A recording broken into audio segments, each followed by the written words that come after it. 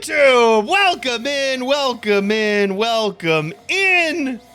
We're here hunting shiny Regice. It's been a while. If the number looks a little bit bigger than the last time, which was a while ago, it is because we did do a little bit of Regi hunting during the backlog bonanza. If you really are excited to see me miss 55 shinies, you can go watch that. There's a lot of other gameplay during it. We should be good. We're already in the Goop Brain. How are we in Goop Brain already? What about this is Goop Brain? It was just me starting the stream and going like, hey, need to find the numbers. There's nothing goopy about that. You want like, I mean, we can jump into goopy. We can jump into goopy if we really need to. Chat, show of hands. How many people are buying Kim Kardashian's merkin thong? Anyone lining up to get their pre-orders in for the Kim Kardashian merkin thong? What? How am I the only person that knows about this? I swear, bunch of puritanical prudes in the chat. Do we have a matching bra? What would it, like hair coming out of the nip knobs? That's not how it works. Are they used? No, they're brand new. Used by who is the question. Okay, so there's not much to say about it. Kim Kardashian is getting into the designer underwear game, selling a line of thongs called something, I don't remember, that are meant to look like the finest in genitalic hair coming right out the undies. But like, also, I'm gonna be real with you. It's kind of a weird way to go about it. It doesn't mean Bush is back. I mean, I think that's kind of the idea, where it's like, do you want Bush as a accessory, as like a fashion piece, but you also like want to live up to those like 2010s like porn woman life? Because you could, thanks to Kim Kardashian, you could have both. But like, it's also weird because it's just like if you took a thong and put a bunch of like a strip of fur on the front of it. When I feel like if you really want to go designer with it, it needs to be like, the fur needs to be designed in a way that it's coming out the sides and like sneaking out over the top. So like, I think, honestly, bad design. I think you need to be going Ripley in Alien before James Cameron was forced to like CG out the Bush style. But what do I know? I don't wear women's underwear, so maybe the way that Kim Kardashian has styled it is in vogue, and you shouldn't be listening to me for your undie advice. Perhaps 10 out of 10 pun uni. This conversation's could be uncomfortable.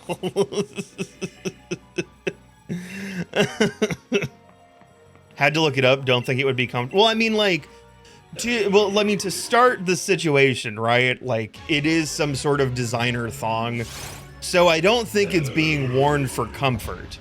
Again, I would like to say I am not a connoisseur of female undergarments, so I don't know.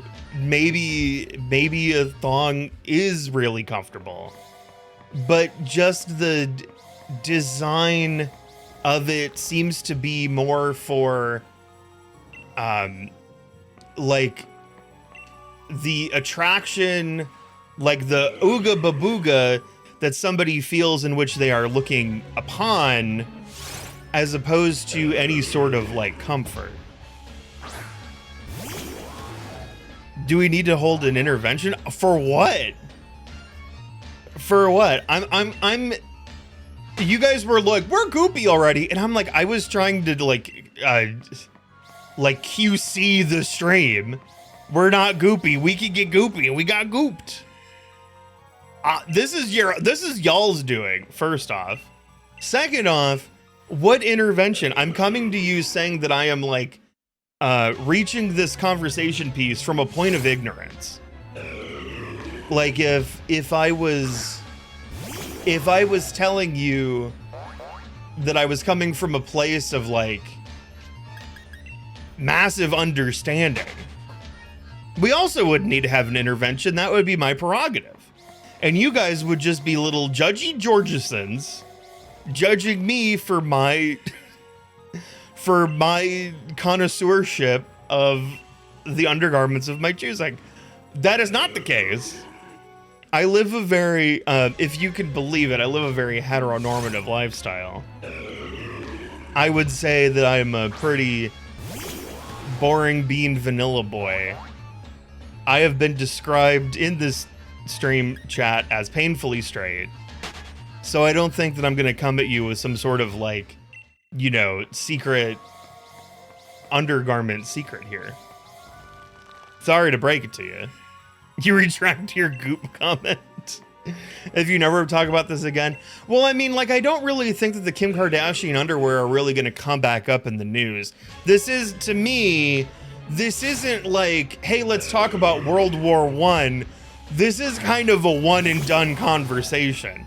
So at the very least, like, you should be like not hearing about this unless it was like I don't know,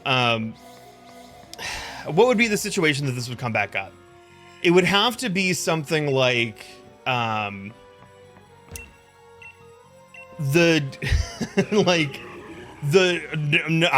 gotta choose wisely here, because the one I almost went with would have been a horrible mental image. But let's say like I don't know,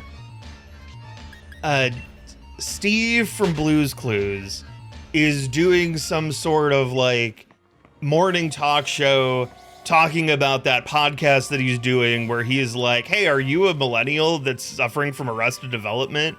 I'll still be like the Nick Jr. guy for your adult life.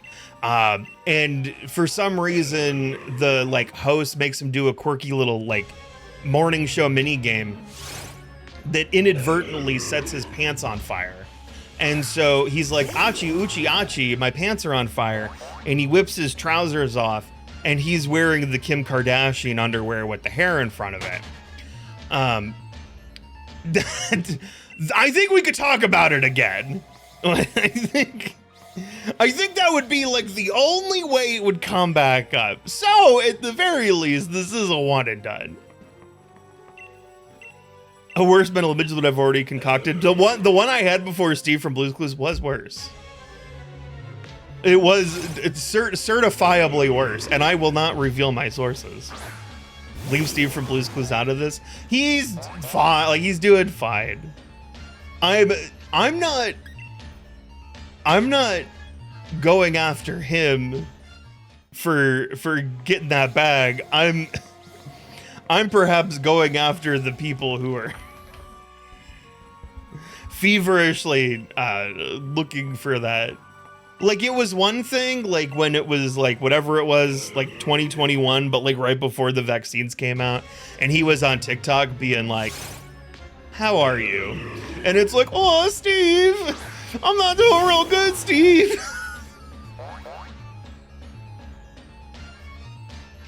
But in 2025, it's kind of a different story.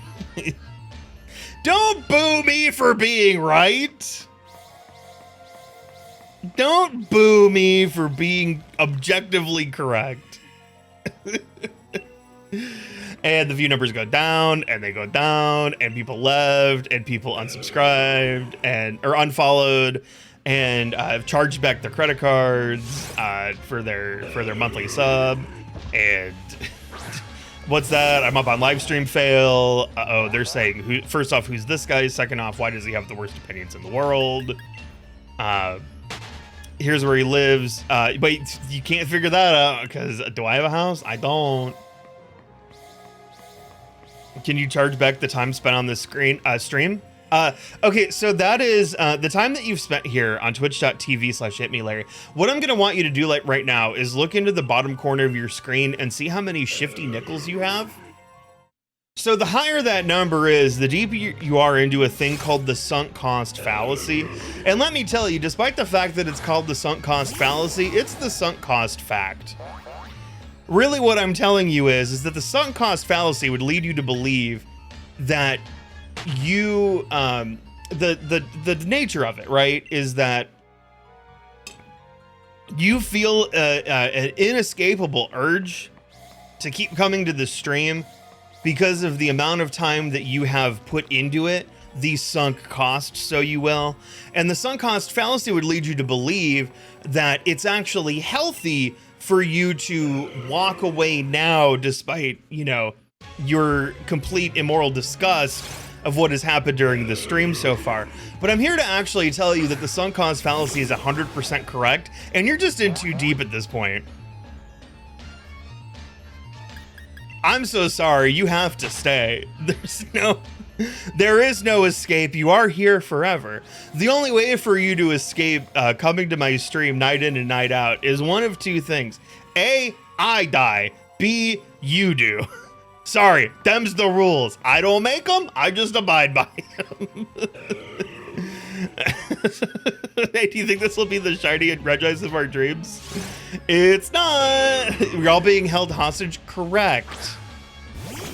Correct. You know how we've had the jokes about like, you know, like we would start like stream and then people would be like, YouTube, please help us, send help. Like we're trapped in the basement. Like it's just all facts.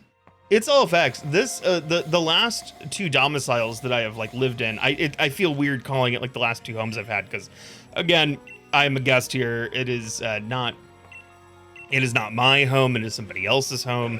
I'm just staying here as I'm dealing with like, you know, having like moved across state and having like all the things of like losing our jobs and selling our house and you know, the whole kit and caboodle, the whole spiely wheelie.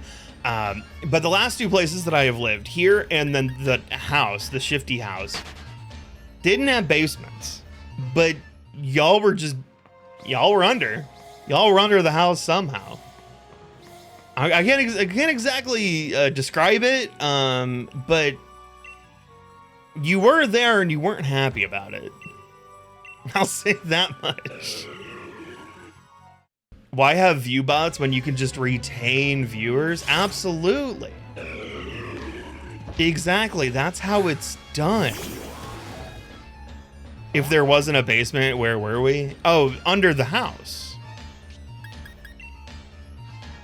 I'm not gonna explain. You guys, because if I explained the machinations as to how you were under the house in the basement, if you knew how it worked, you'd be able to leave. And unfortunately, I got numbers to juice. Here in 2025, things are dire. Things are dire. Twitch is making it harder than ever for viewers to count as viewers. Some people say their numbers are down because lurkers are not being counted correctly. You know, potential issues of you are currently watching and more directly engaged in somebody else's stream simultaneously with mine. Or like multiple people, and let's be honest, you probably are. You know, but truth be told, the numbers may just be going down because people are tired of what I'm throwing out. You know, it's dire out here. I am on what we call a pathway to irrelevancy, clinging on to the final shreds of this crazy thing we call streaming that I've got going. And so each and every one of you that is here, you have to understand, you have to stay.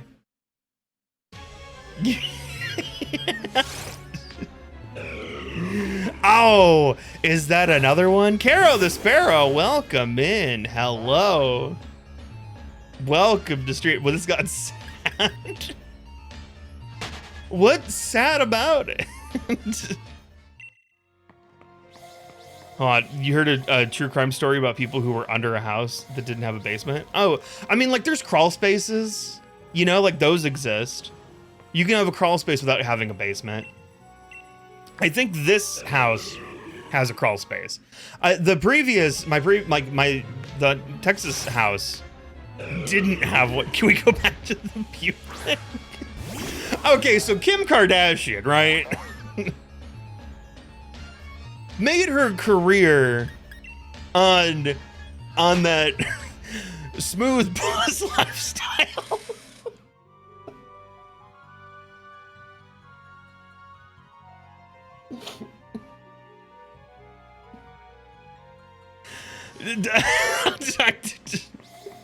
Can I nope out of my own stream? What did you want? I'm so sorry. I'm so sorry. I'm so sorry. You've walked in on absolute freak behavior. I apologize. Can we get the shiny right now and end stream? Hey, you know what? You know what? For the 100,000 bits, you can name Uni's starter, you can name my starter, and I'll just end the stream. Like, sure. Let's add in that bonus. Can only imagine what your in-laws think if they hear any of this. See, it's hard to say. So, at least as of right now, so Tuesdays, here we go. We can get into wholesome. So Tuesdays, right now, half of the house is going over to my wife's grandma's house because they're all watching Dancing with the Stars, a show which I would say has like hit a point of like I thought had reached critical irrelevancy, but the cast this season is actually like kind of okay. So I don't believe that they're home yet. The show ended at 10. They would have had to like pack up and like drive back, and you know, probably were talking about things before they left. So I don't think they're here yet. The three of us that are like, so the three of them that are gone is like Nicole, her mom, and the older of her two brothers, the older younger brother. Nicole's the oldest. Two brothers, older younger brother goes with Nicole and her mom and her grandma. They all watch.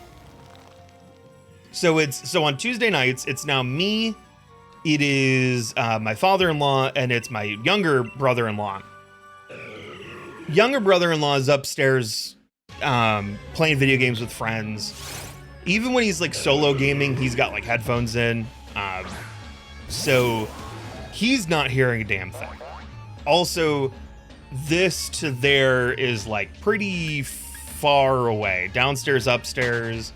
The rooms don't really overlap in any sort of way. There's no way in hell he's hearing anything. Not that I would. There's a lot of mean, nasty things I could say, and he wouldn't know. I would never. He's a great guy. So I don't have anything bad to say, but if I did, I could go away with it. The last time I checked, my father-in-law was in the living room, which is like 2 rooms over. It's like the kitchen and then the living room. And he was watching something on TV, and he had the volume up. I'm not trying to judge. He had the volume up quite loud. So I doubt that he's hearing, or rather paying attention. Also, now that it's 10:30, he may have gone to sleep. He starts his day pretty early. He just his work day starts pretty early, so he might be asleep. So really, nobody's listening. Also, Wes Mandible, thank you for the follow. Welcome in. Lovely to have you here. So I was watching TV in like mine and Nicole's area, and he was watching TV in his area, and I don't know if it was like he was putting the TV up to drown my TV out or what the case was, but the TV was up. So regardless, if he's listening to the TV loud, he's not hearing me. He's not hearing me.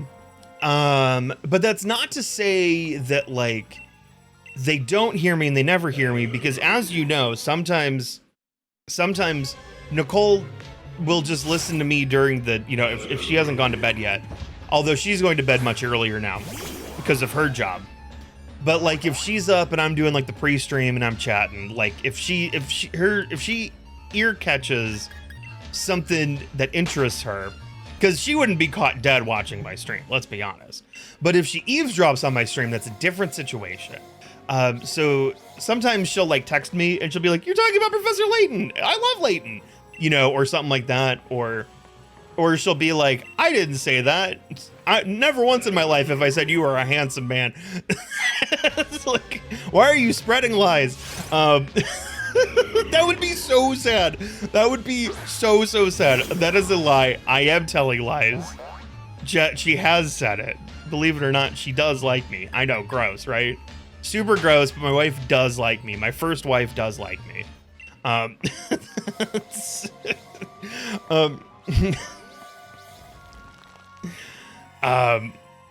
But that's not to say that like they've never not heard, because when I was getting ready for Silksong, I was doing the Hollow Knight streams. We were trying to finish up Hollow Knight, and I got stuck on what was it, like the first brother or whatever, the dream fight where we got stuck for like 2 hours because I wasn't supposed to do it at that time. I was supposed to like get a couple more like nail upgrades and then come back and fight him, and he would have been hard but not nearly as bad.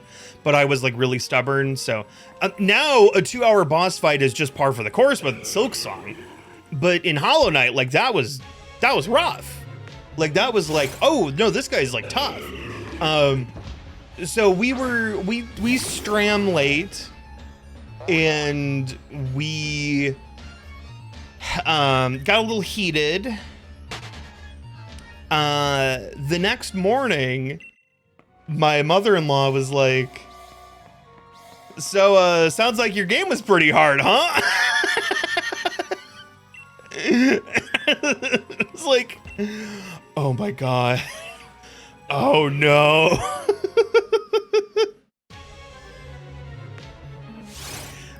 Which I mean, you know, it's just like, I mean, it's probably being like, "I can't believe this guy keeps punching me in the fucking penis." Like, and she's like, "Game was pretty hard, huh?" And I was like, "Yeah." And she's like, "So, the back door is like right on the other side of this wall." So, and of course, like I have headphones in, so she's not hearing like the music or anything, right? Like you guys are getting the whole soundscape. You're getting the game music, you're getting me, you're getting alerts, when you guys like set those off. She's only getting the sound of me muffled through the wall. So it's like, "What is this guy keep punching me in the penis?" You know, like that's probably what she's hearing. So, but it's the back door is here, so she was letting the dogs out to go to the bathroom before she went to bed. And she's like, "Yep, I went to go let the dogs out, and yeah, it sounded like your game was pretty hard." So it does happen occasionally from time to time. It does happen. Just not very often, and not, you know, not very whatever. Dad always has the volume up loud because I'm sure he's pretty sure he's slowly losing his hearing. I mean, as is truly happening with all of us. What is it? It's like after 27, you're slowly dying. Isn't that the situation? There's a I forget the number. I know I'm past it, so it's got to be sometime before 35. But there's like the amount of like cell replication that you have in your body. Like when you're a baby, you know, and like you double in size exponentially, you know, because there's like so much cell multiplication. But there hits like a point in your adult life when your body goes, "Yep, that's enough, 25. Ooh, that's so early," where your cells are not multiplying as fast as they're depreciating. So like you do officially begin slowly dying. That's so like, I mean, like anyone that dies before 25, it's like horribly tragic because you go, that was a growing boy. But like, you know, at 25, it's still tragic, but you go, well, they did begin the process. So it's tragic, but it would have been way more tragic last year. It's more efficient if we die sooner. Well, I don't know if that's true. I don't know if that's the case. Did my mother-in-law tell me to get good? She did not. Now, I mean, it's crazy because like I told her, I'm like, okay, so this is how you attach your credit card to your Twitch account. Now, if you want to tell me to get good, it is 111 bits. And then you can like make fun of me, and then on top of it, you can choose my starter for Legends ZA. And she's like, no, I'm already letting you stay here. That's donation enough. That's like a tier 8 sub is room and board. Well, okay, board is the food, right? When you say room and board, room is the room. That one's obvious. But board, like they say room and board, but really it's room and food. It's like room and food. Like you could call it the ooze. And I think that would be more apropos. Like that's what I think colleges should bring that on. Cause like nobody uses board these days. Like unless you're talking about, and let me tell you, in college, like I did do room and board for, you know, like through the school. And board was, you know, a grand selection of options. Like it wasn't just charcuterie, which is what you would expect if I'm saying board and you're getting food out of it, is that you would expect, unless like maybe that's what it was archaically. Like it was just a select, like it's like, oh, welcome to you know, new Frangles College. Yeah, you could stay in the dorms, and every night we put out a plate of cheese and just take whatever you want. You're paying for it. You're paying for room and board. Sometimes on Fridays, a little bit of salami. But that's it. That's it. You wanted a meatball sub? That's not how board works. Wikipedia says it's because board can mean table.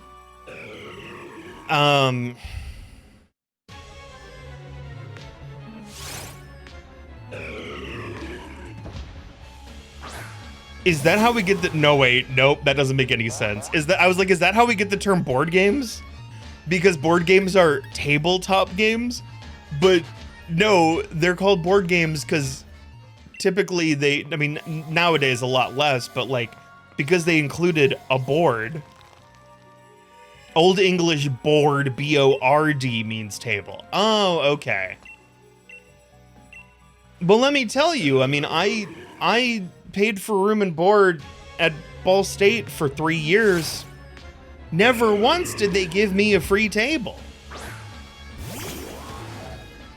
That's still like you're not paying for the table, you're paying for the food on top of the table. But I mean, like, I'll make the drive back over to my alma mater, and I'll go swipe a table right now if that was what I was entitled to. I'm gonna have to do it in the way, oh God, what's his name? Oh,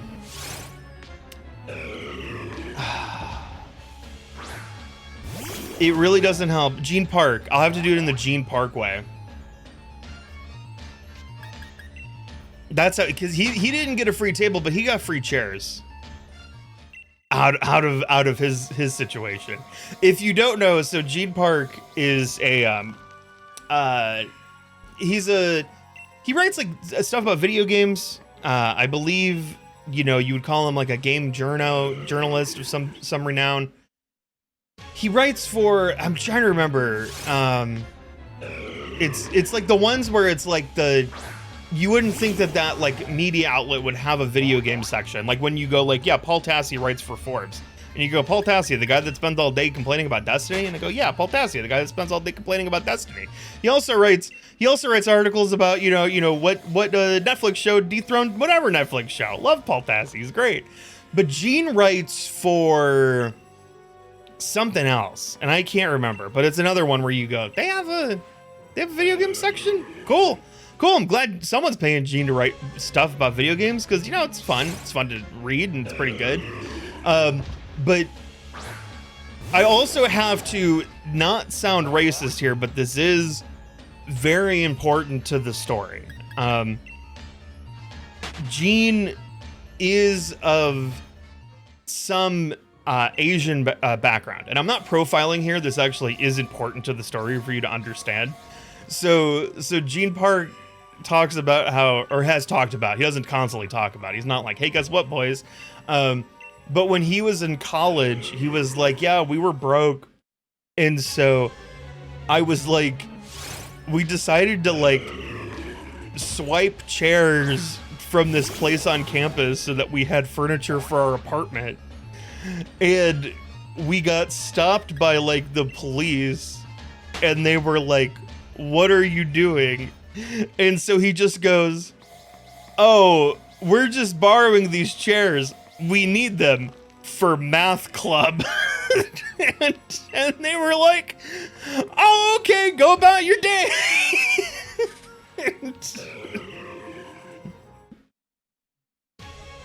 And that was the day that Gene Park made racism work in his favor. So I'm not saying that racial stereotyping is good, because it is not. But if you're quick enough on your feet, you can use it to your advantage.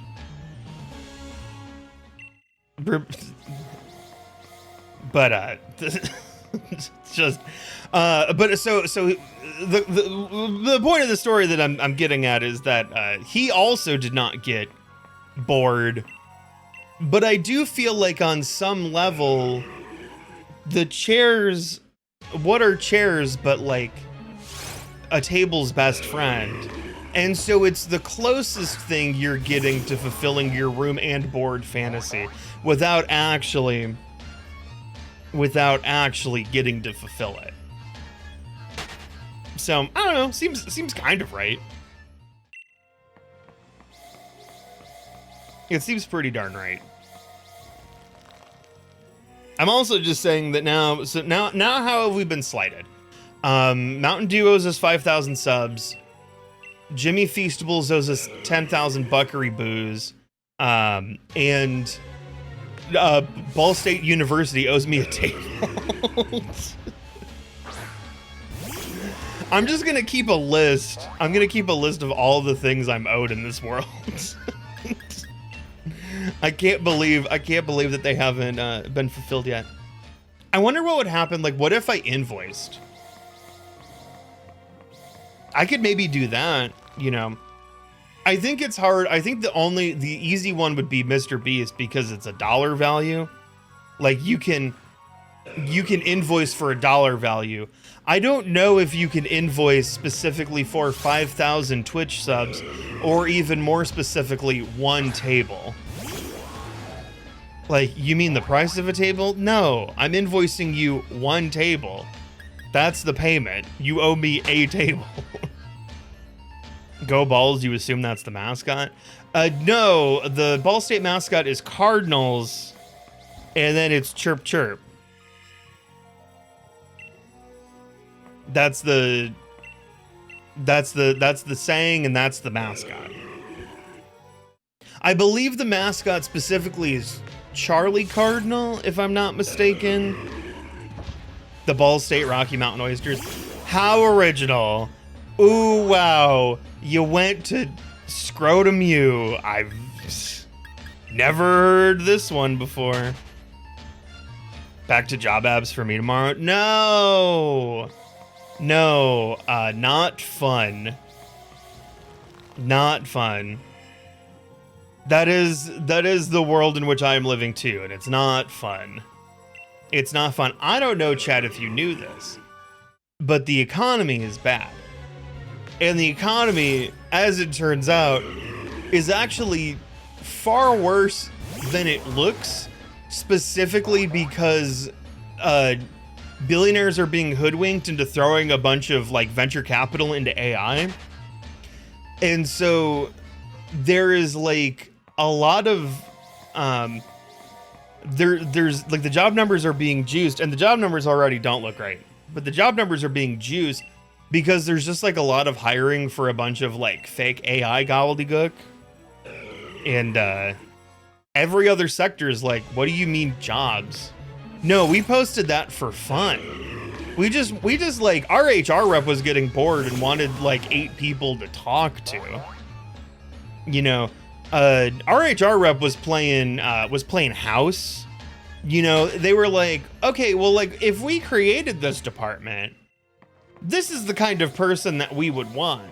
Somebody to do the work of 3 people, but get paid the salary of 75% of a person. Let's see who's that desperate.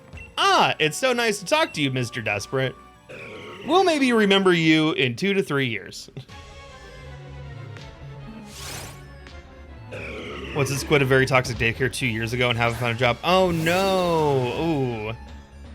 Yeah, that's kind of how I'm at like right now, where I'm like, I'm very thankful for a combination of editing for the people I used to work with, and then you lovely people here on Twitch that you know, still have stuck around 5 years later, and you know, occasionally support the channel. It's very nice.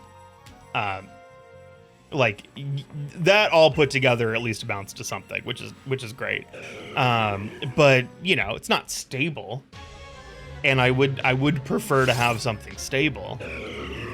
I would prefer to have something stable and then let Twitch go back to being like less pressure, because it's like it's a lot more fun when I'm not like, oh. And I'm just like, ah, what a fun way to unwind. Hoobity-goo. If you would say it at your job, let's say you would have cussed out your bosses and lead teacher. Fair.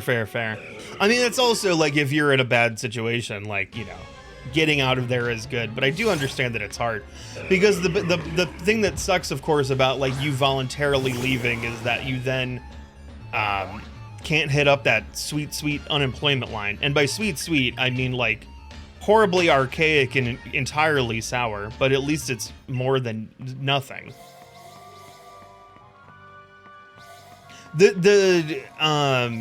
Man, I think around like a month-ish ago, my unemployment ran out. And it does suck because, again, it is money that's not coming in. But it's also really nice because dealing with the Texas Workforce Commission is just the worst. Is just the absolute worst. Who was saying... Oh, Knitted, you were saying you have a video interview with the Red Cross for the 5th or 6th time tomorrow? You're being catfished. That you're being... I hope it works out, but that feels like a catfish situation. Catfished by the Red... Hey, you know what though? If you do get the job, you can run around with that Red Cross, like not, you know, the symbolic Red Cross, without breaking the Geneva Convention, which is pretty cool. That's a lot more than most of us can say. When I run around with a you know, a red cross printed on the front of my Kim Kardashian underwear, people get mad. I thought you were a hospital. And I'm like, no, I'm sorry, man. you got the wrong idea here. You gotta blame Kim for this. She made me lead you astray. Glad your parents understood you wanting to quit since you still live at home. Well, that's also very helpful. Again, kind of a situation, you know, like I wouldn't have been able to move out of, well, like when we moved out of Texas, it was a lot easier to move into my in-laws' house than it was to like get our own place immediately. considering that we were still paying for our house back in Texas that we were still trying to sell, and when we moved, Nicole had to leave her job because she couldn't stay. Wait, what's this? Saw a post about a CEO that fired basically the entire HR department because he found out they were using AI for their hiring process, and the AI would auto-reject even the CEO's resume. That sucks. That's like the worst of it. Is I'm getting I'm like sending out resumes in this era of like how many HR departments are just using the AI like auto-rejector and not looking at resumes. Because the other part of it too is like, even the jobs that I've like gotten interviews for, like, you know, I've gotten like, or alternatively that I didn't, but got like some of the more nice rejection emails for. Like, there's things that I've, you know, like 600 or 700 candidates, and that's a lot to go through on your own. But also, that's what you're paid to do, motherfuckers. So why don't you do your gosh dang job? Like, do the job. Look through the humans. I'm sorry. You have a job coach? That's nice. I think. I imagine that helps because you got someone else looking out for you. Only had 2 interviews. I had 2 interviews and I've now made it to 3. And let me tell you, I've put out a hell of a lot more than 3 applications. Definitely put out a lot more than 3 applications.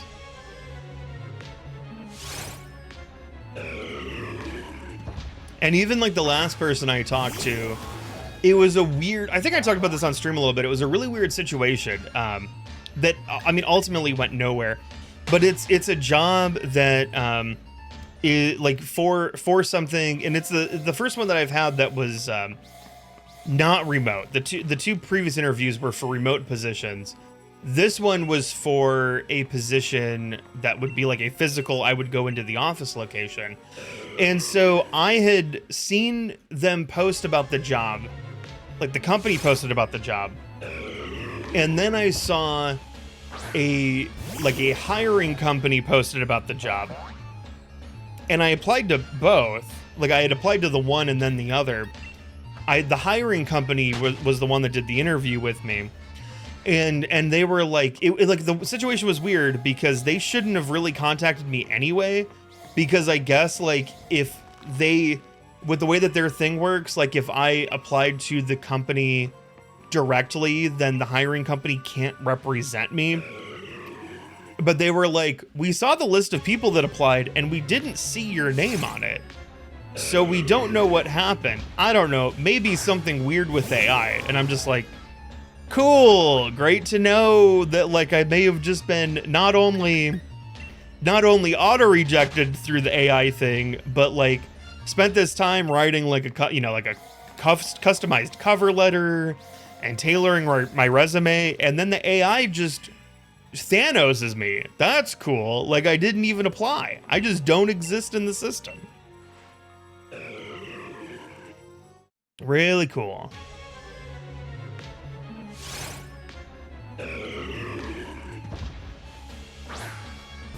Wait, what? When the moon hits your knees and you mispronounce trees, sycamore. Oh, man. Mispronouncing stuff's like one of my like top 5 favorite things to do. It's so fun. It's such a good time. It's not a good bit, but it's like my favorite bit. Like when we're like that's almost like one of the reasons that I know a lot of people get like harsh on Pokemon for you know, being too stingy cheap to like pay voice actors to voice the characters in their games. And I'm like, I don't know, it kind of rips because like we got ZA coming out in like 2 days. And I get to decide what every one of these characters speaks like. And don't you believe they're gonna be mispronouncing stuff. They are 100% gonna be mispronouncing words. And then you guys will be like, Larry, that's not what that said. And I'll be like, I don't know what you're talking about. I don't know what you're talking about. Although, I mean, to be fair, like, you know, it's fun. It's fun when you're doing it on purpose, but it also kind of stinks when you do it on accident. Like when you, because it's one thing when you, you know, can kind of tongue-in-cheekily pretend to feign ignorance. It's another thing to just be ignorant. Like when I thought that Valheim was sponsoring Twitch for 3 days. That was pretty. That was a pretty egg on my face moment. Thought it was Valheim, just read it wrong.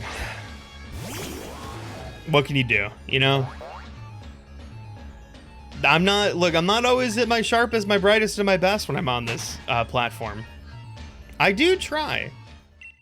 I do come here and I always try, but that doesn't mean I succeed. What is that thing?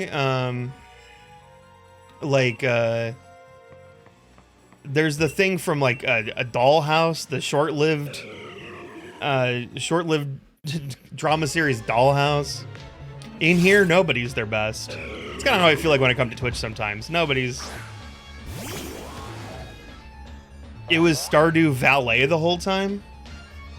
Oh, the whole game, like the whole game was about like working at a fancy restaurant and you're parking cars. That rips. That's cool. I thought it was about farming. That sounds so boring. But if it's a valet simulator, I'll play that. Simulator games like do so well on Twitch these days. People doing water parks, people doing card shops, people doing grocery stores. Dude, it's simulators all the way down. You're telling me there's Stardew Valet Simulator? Hell yeah. Beep, beep. I'm gonna be ramming so many cars into so many cars. People are gonna be pissed. I'm kind of sad I missed out on the whole water park sim situation. That one did look like it was a fun time. And it just kind of passed me by. I don't know, that was the one where like Queso was doing a bunch of stuff with it. I can't even do that one. That's not how he spells it. He spells it phonetically. He spells it C-A-S-E-O-H. Like you can't. You could do like Casio, like you know, he's a keyboard. I guess the guy was just really into keyboards, named himself Casio. You could do that one. You could maybe you can't get away with Queso. There's no QU in it. In the real word, yes. In the fictional man. Wait, no, he's a real man with a fictional name. The fictionally named man, no. Can't get away with it there. I heard it had some AI art thing. Well, that was the thing that kind of surprised me, is that I was like looking at like on Twitter, I saw something about Water Park Sim getting a update, and the image they had was like very AI generated. And then I like looked on Steam, and that like and this is the thing, and I feel bad. This is like, because this is a thing that happens these days where people draw stuff and it's like, people will be like, is that AI? And usually it's like, no. But I'm pretty sure the key art for Water Park Sim is AI generated. And I'm like, I'm sorry, if you have a streamer who's big enough,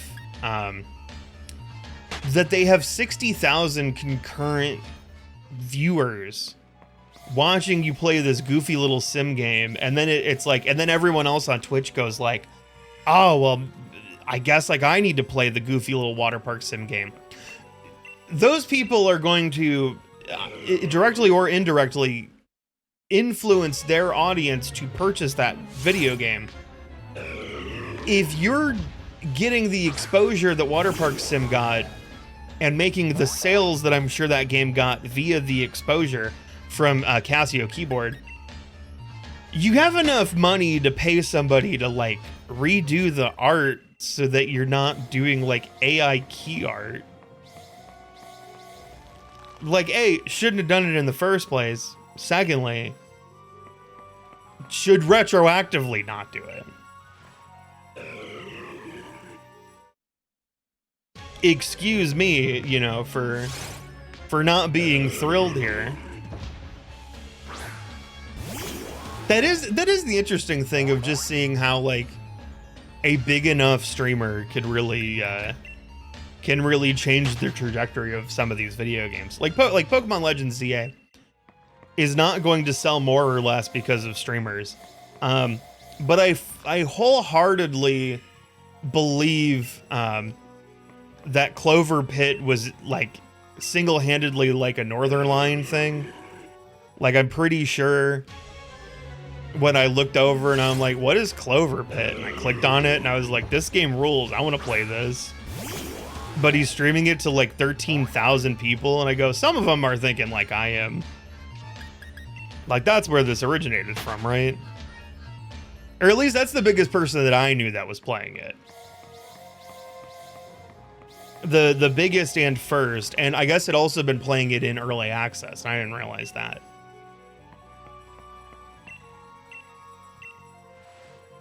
I play Gubo Sim. I don't think I'm pushing numbers. I don't think I'm convincing anybody to play video games. But that's... I don't think I'm living that influencer lifestyle. Like if I go like, hey man, hey, I think my Yeti cup's pretty cool.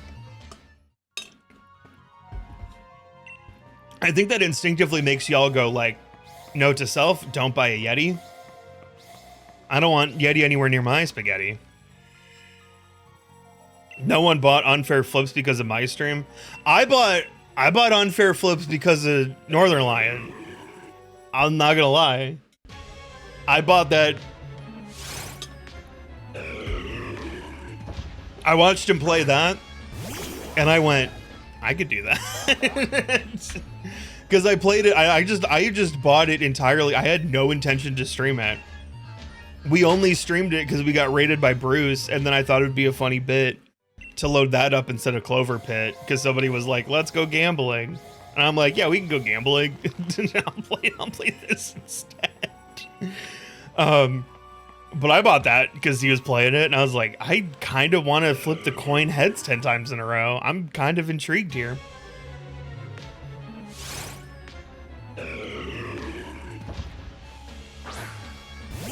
I feel like Megabonk was similar, not necessarily a single streamer that pushed it up at the exposure. Yeah, I mean, because that's kind of the thing, right? Is that like like Megabonk was an interesting one because for me it wasn't a streamer.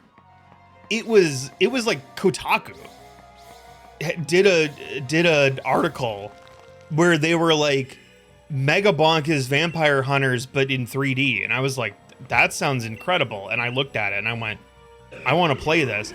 But then between the time I saw that article and the time that I actually played it, a million streamers had already played it. So then it looks like I'm just jumping on like the stream bandwagon, but streamers weren't even the reason I played it.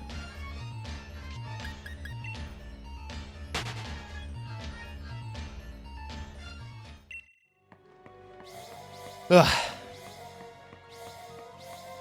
Eating my Cheez-Its.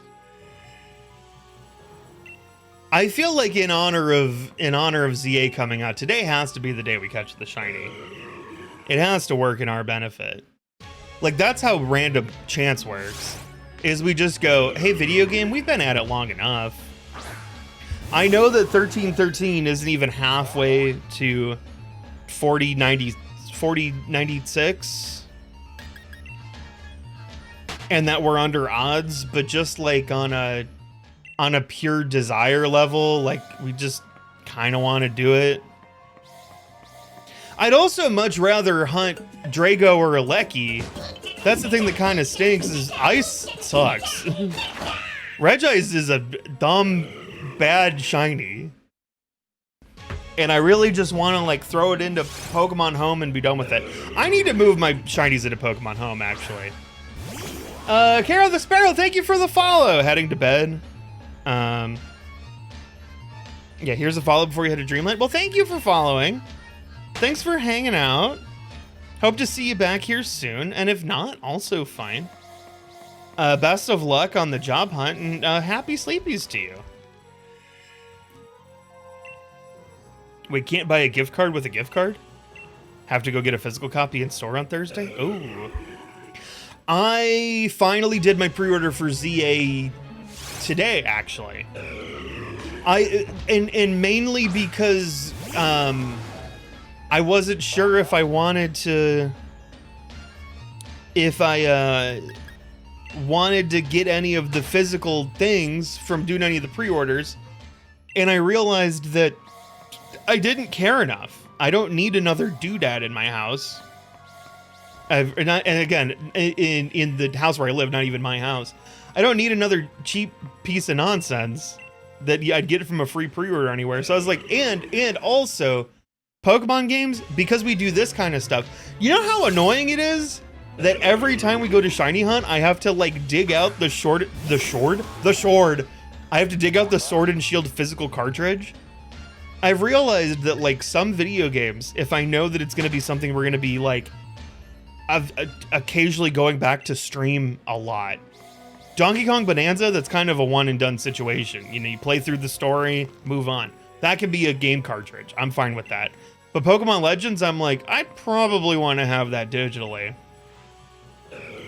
Because it is really nice with Sword and Shield when we do like shiny hunting and stuff. And I'm like, it's just on the tier.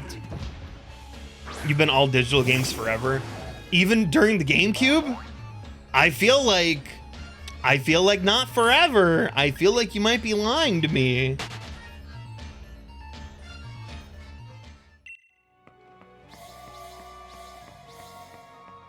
Physical's fine. I mean, I also like, I do like having some games physical. But, you know, like, I'm pretty, well, on PlayStation, I have to be all digital because I bought the all digital edition of the console. And I bought the original all digital edition, so it's not even the one that you can add the disc drive onto. It's just one that's like, nope, this thing's digital and you're gonna like it. Sorry. Xbox, I do a lot of digital. But Switch, I'm like, Nintendo, like I'm kind of 50-50 on. It kind of depends. Sometimes I like getting the physical games, and sometimes I just don't care.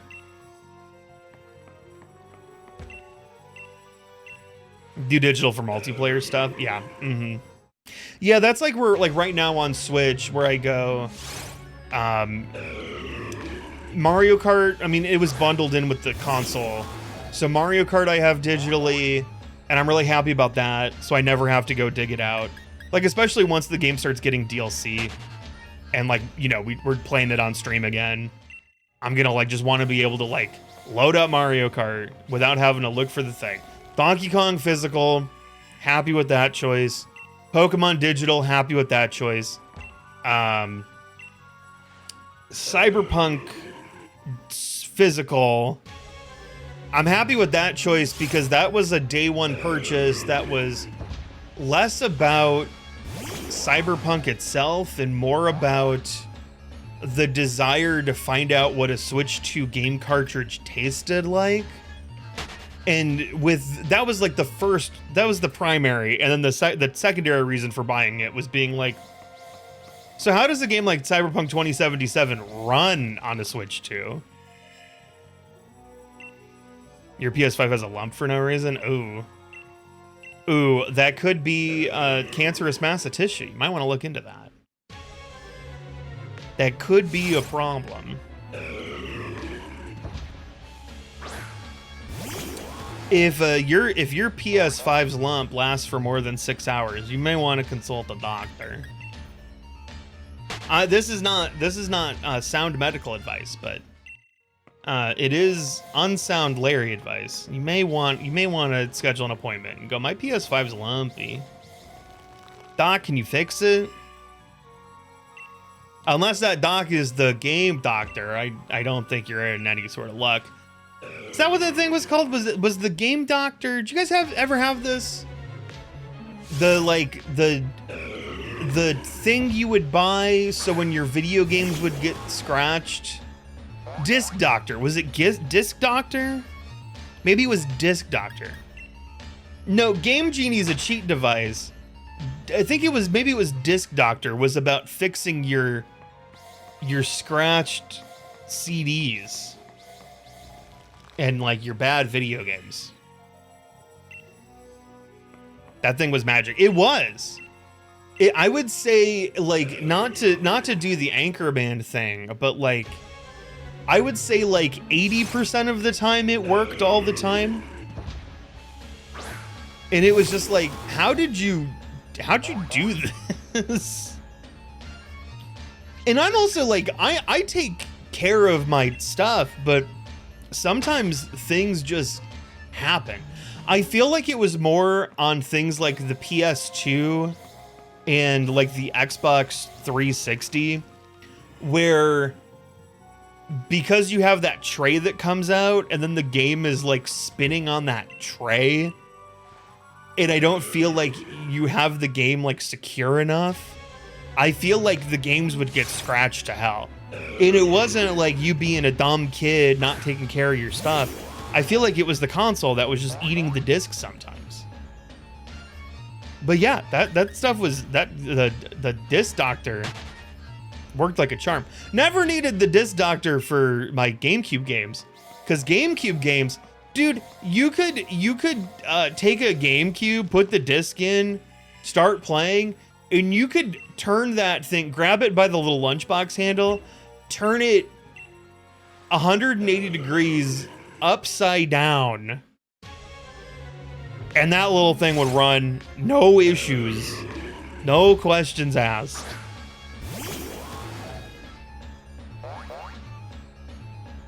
That might be hyperbole, but also I'm pretty sure it's not.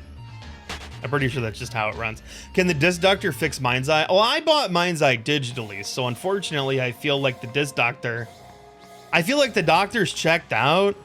He's like, there's just not enough demand in this age of digital media. And also when, you know, the Nintendo Switch, where we see the most physical sales, I'm guessing, well, it's not a disc anymore. I don't know how to treat these squares. These dirty squares. Yeah, it turns out the Disc Doctor was prejudiced this whole time. The Disc Doctor pulled a real milkshake duck. Wouldn't have anticipated it, but here we are. Wait, what's this? Better to have a lump than PS4s and the weird attraction to housing cockroaches? Really?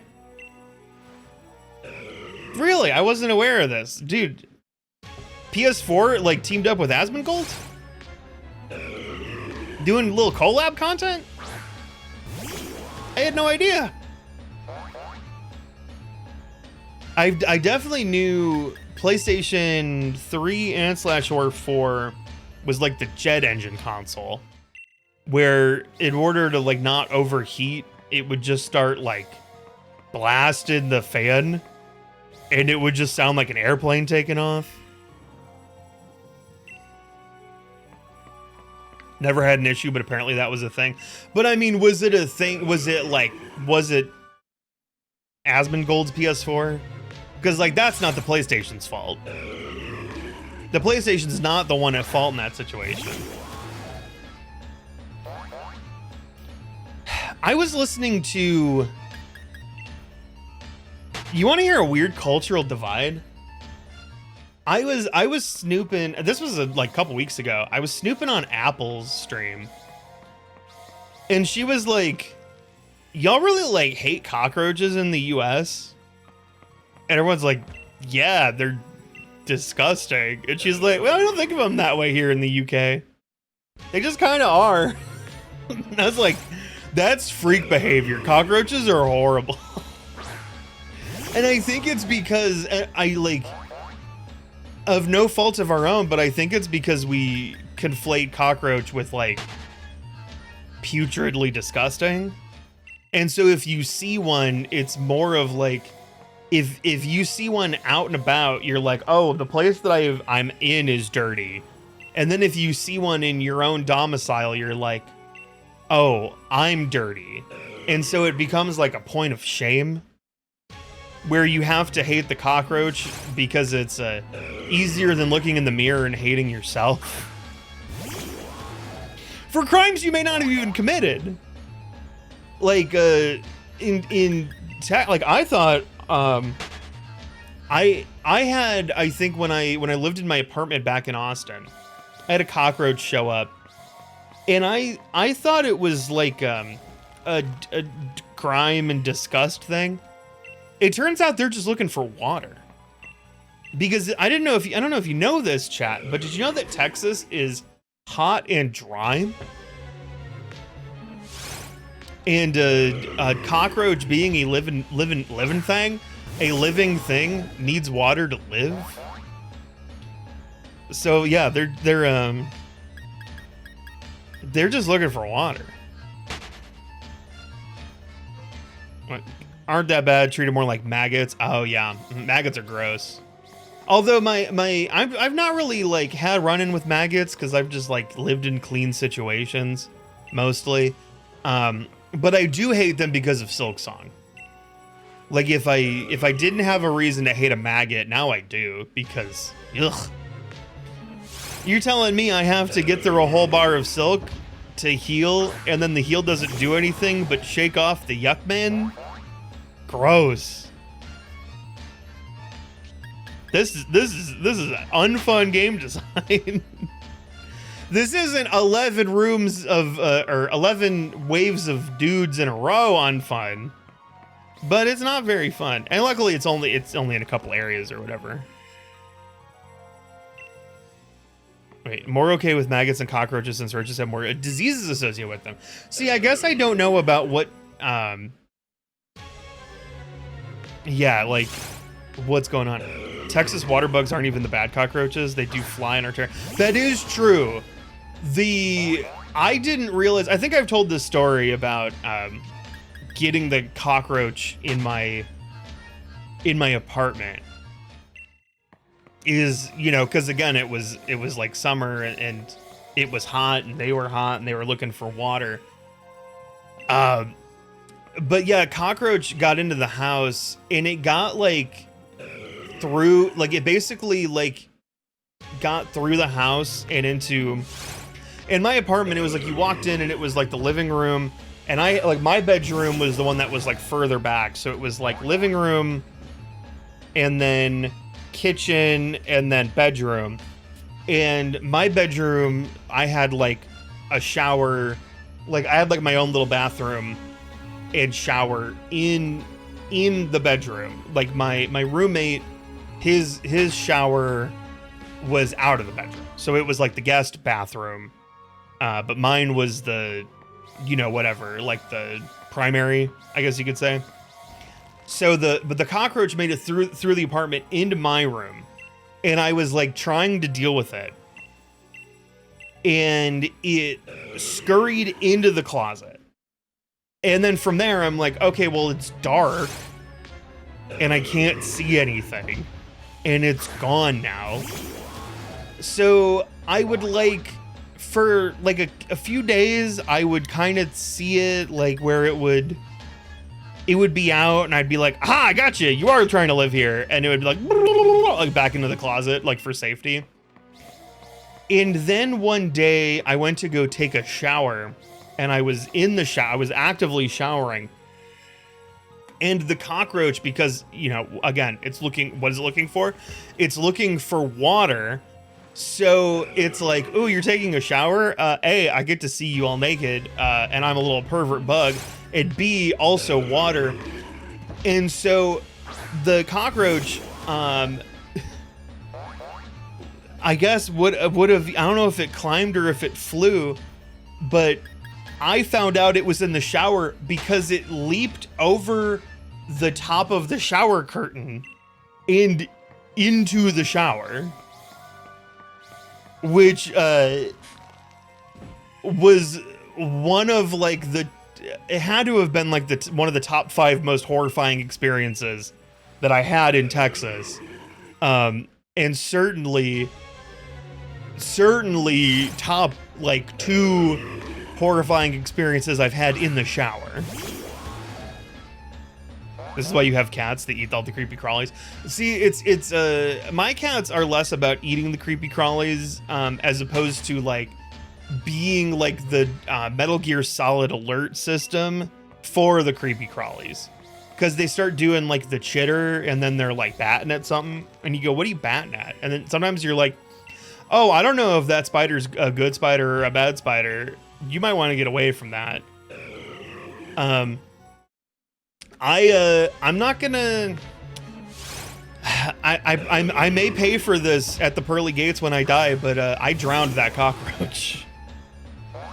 I panicked and I didn't know what to do. I had like there was like a little, y'all have like a shower cup. You know what I'm talking about? Sometimes in my life, I don't always have a shower cup, but sometimes I have a shower cup. It's not for like drinking water while you're taking a shower. That would be weird. But like, like sometimes where you're just like, you just need to pour like a cup of water over your head. Like you just need the sploosh rather than the psh of the shower. So I had like the water cup in the, like the shower cup in the shower. And so like I panicked and I think I like basically like, hit the plug so that the shower would start filling up with water. The cockroach is already kind of floating because, of course it jumped over the shower curtain and is coming down and trying to get me. And is now in the water and going like, oh, I don't know how to swim exactly. And so I took the shower cup, filled it with water, and then dunked it over the cockroach. And I was like, this is your penance. You don't belong here. We were like kind of cool. I probably wasn't gonna like squish you. But you have now attacked me in a vulnerable state.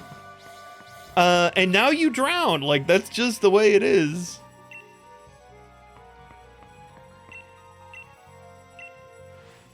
All right.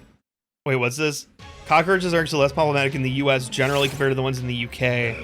Because the UK ones move in groups. Oh, interesting. Drain spiders are the thing that I hate seeing in your house. I don't know if I've ever seen a drain spider. I've seen spiders show up randomly, but I don't know if I've ever actually seen it like crawl out of the drain. I mean, I guess that's the whole idea of the itsy bitsy spider, right? Like the itsy bitsy spider was running down the drain. It was running down the drain like DMC runs. Then I panicked and I drowned that bitch. And he was no more.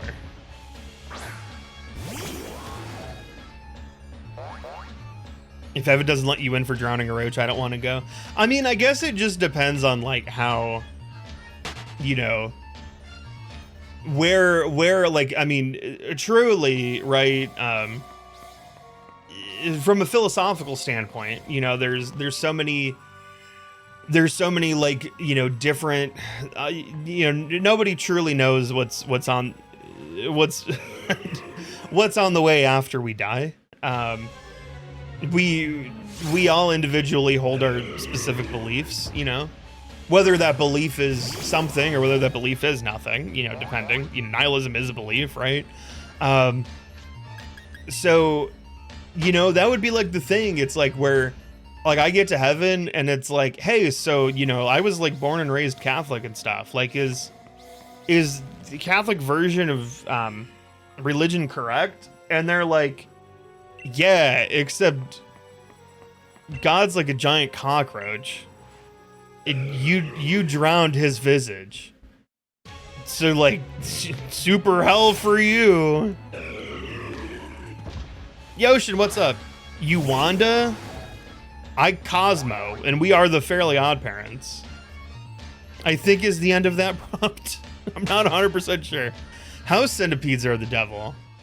I don't know if I've seen a centipede in a house before, which, I mean, is great. Super Hell, that's where Canon Registeel goes, right? At the end of Supernatural. That's like a real Weemsy thing where I don't even understand the words I just said. I just know that somebody's freaking out in the chat because I said them. That was, man, it was a really sad day to not still be working at Rooster Teeth, because I saw the news yesterday, the Dan and Phil stuff, where it's like Dan and Phil, again, two people that I only know exist. I don't know who they are, and I don't know what they do, other than they were friends, but really they were secretly lovers all this time. But I saw the Dan and Phil stuff, and I was like, where it's like Dan and Phil, and I thought this was already established. The Dan and Phil, like, because I thought the last thing was like Dan and Phil got married or something. It's like Dan and Phil have been like, you know, in love, and I'm like, yeah. But then now it's like, no, Dan and Phil have been in love the whole time. And I was like, Sarah Weems is freaking out right now. And in our often not used post-team Discord that we have, today Sarah posted in there and she's like, yeah, it's weird that I have like a normal job now instead of an internet job, because I just want to talk about Dan and Phil and nobody's going to know what I'm talking about. And I was like, Sarah, I thought of you immediately when I saw that.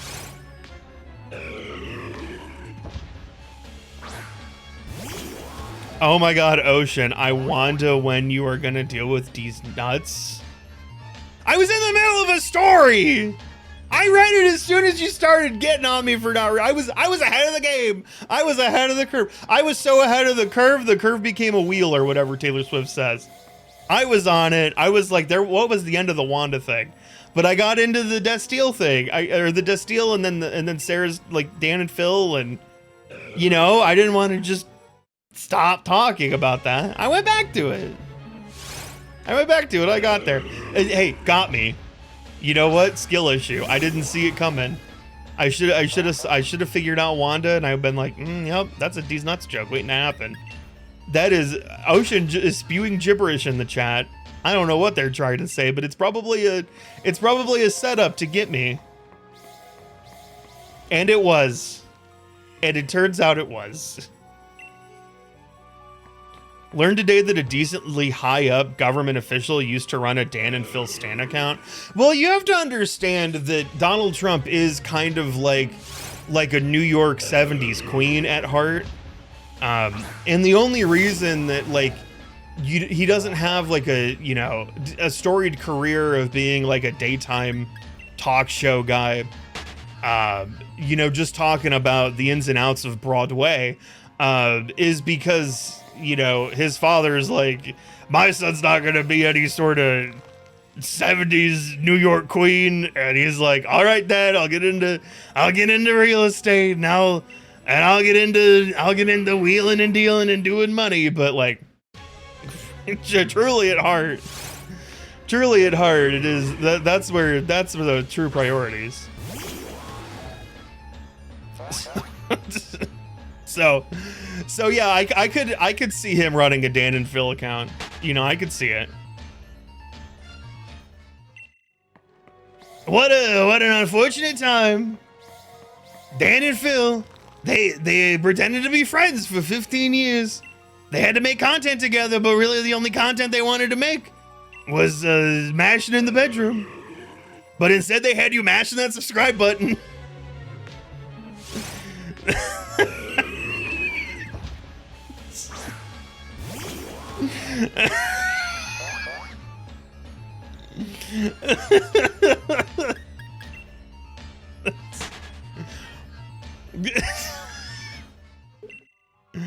Together, Grimace, we could own this town. Once again, we could own this town, Grimace. You and me. If we get into cahoots together, you gotta keep them Grimace shakes running, Grimace. Benny, thank you for the 145 biddies. Who you do get to choose my starter because of that. Where do you want those 145 bits to go? For Chikorita, for Tepig, or for the other one?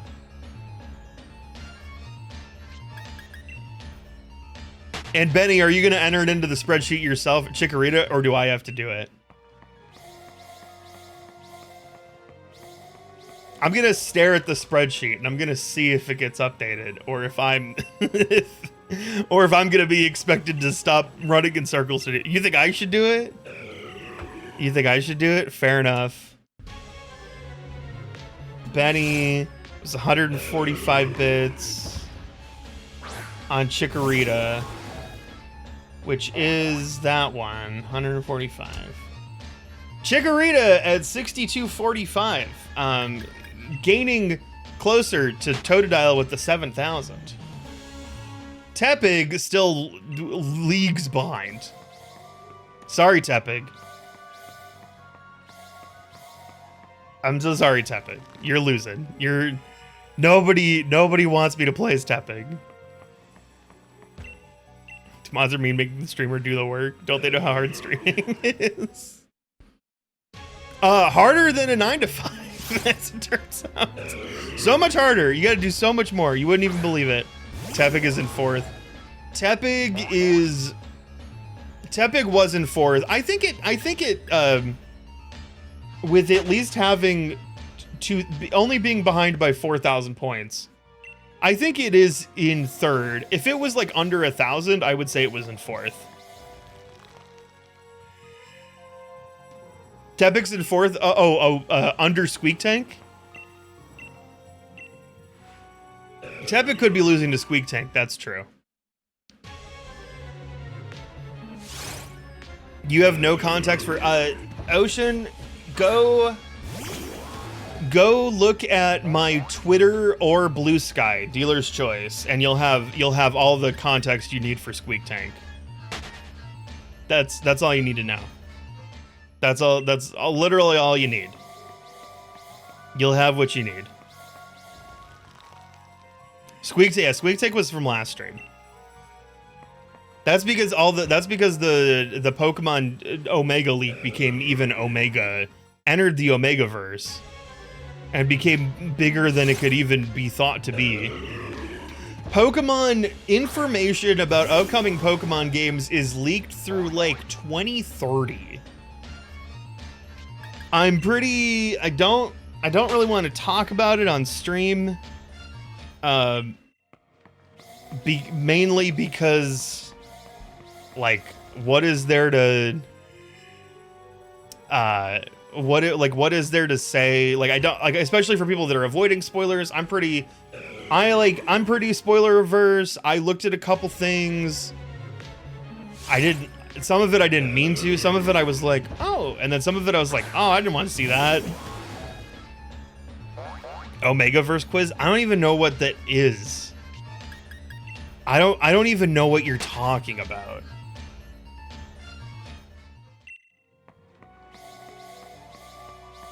What is the Omegaverse quiz? Is it trying to figure out if I'm like an alpha, a beta, or an omega or something? Is it like a personality quiz? Is it like a BuzzFeed quiz?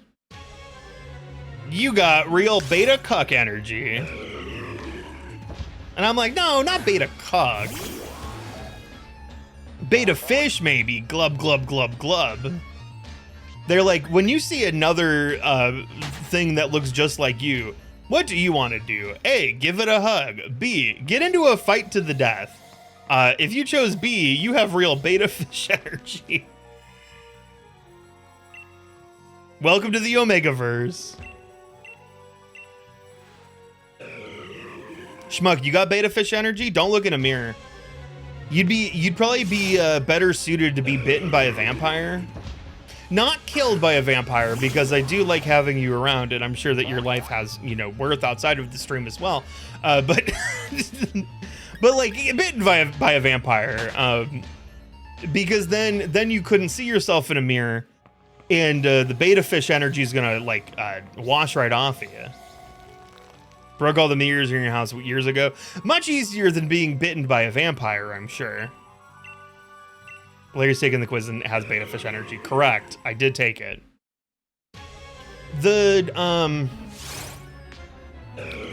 No, I've not taken the... Oh, I don't even know what the Omegaverse quiz is, to be honest. The only, trend thing I hopped on... And when I say hopped on, I mean, it was being discussed, and so I did it, and then shared nothing with anyone, was the BDSM quiz that was going around. I like basically learned that there's just a whole world of things that I don't know about, and I was like, what's that? Huh? Yeah, it's basically a kink quiz. I was like, oh, I am like, they should call me Senator Yogurt with how freaking plain I am. I am not one of those cups where you get the little lid on top and it's got like Oreo cookies in there that you dunk in. I do not. Was wondering if someone has a Zekrom to trade. I do not. I am sorry. No, I do not. Maybe someone else here in chat can help you, but I and if they can, feel free to DM Vlad. I cannot help.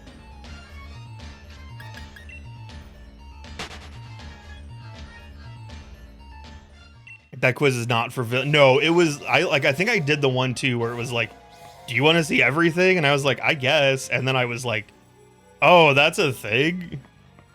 Oh. Layers of vanilla, but somebody mixed in one Oreo piece by accident. Knitted, that's the nicest thing anyone's ever said about me. Sorry you had to show up during this particular conversation. I'm not. I'm not. In fact, I'm sorry you didn't come in during the Kim Kardashian stuff.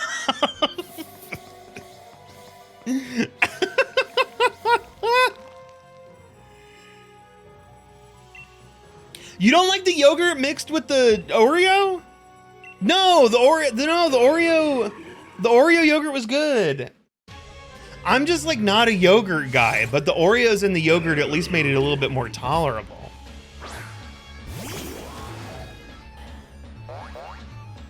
Yeah, wait, the Oreo and the vanilla yogurt got, no, it didn't get turned to Oreo mush. Also, was this first real stream? You're confused? But not disappointed. Hey, you've like, if this is your first real stream, you've logged into like the wrongest stream that you can walk into. Our shiny hunting streams are notoriously always like this.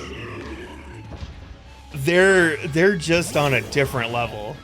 And it's because like when we play other video games, we're playing other video games. When we're like spending an hour and a half, like yesterday, right? Like when we're spending an hour and a half, you know, it's 12:45. I've discovered a boss, but now I'm like locked in. I gotta like focus, you know, and we can like, you know, have some jesty jives or whatever, but for the most part, I'm gonna be like, ooh, this woman is fast. Oh, her dress is nice. And I would love it for, because we did have this, it was like, I would love it for Hornet. And then you guys were like, oh, Larry wants to do her dress. And I'm like, well, she is pretty hot for a bug. And then you guys are like, oh, look at this guy. He can't be Australian because he says he'd fuck a spider. And I'm like, that's a good looking spider. You know, like we can't have stuff like that. But mostly it's like, oh man, her attacks are really fast. And I got to dodge. And oh, we got to be careful. She's trying to heal. We can't have her heal. How much health could she really have if she's a character that can heal?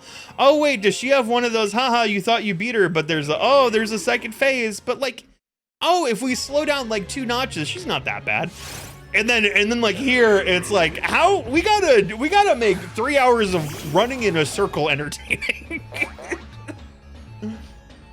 I have to tap my consciousness into like a new layer of thought for these. And I don't know if it's a layer of thought or if it's like a layer of like disconnect. Like I just kind of have to turn my brain off and let my mouth go on a shopping spree. And just go like, ooh, I want to put that in the cart. Ooh, I want to put that in the cart. Ooh, that sounds fun. Let's do that one now. Ooh. Should we put some of these Kim Kardashian thongs into the cart? Could be fun.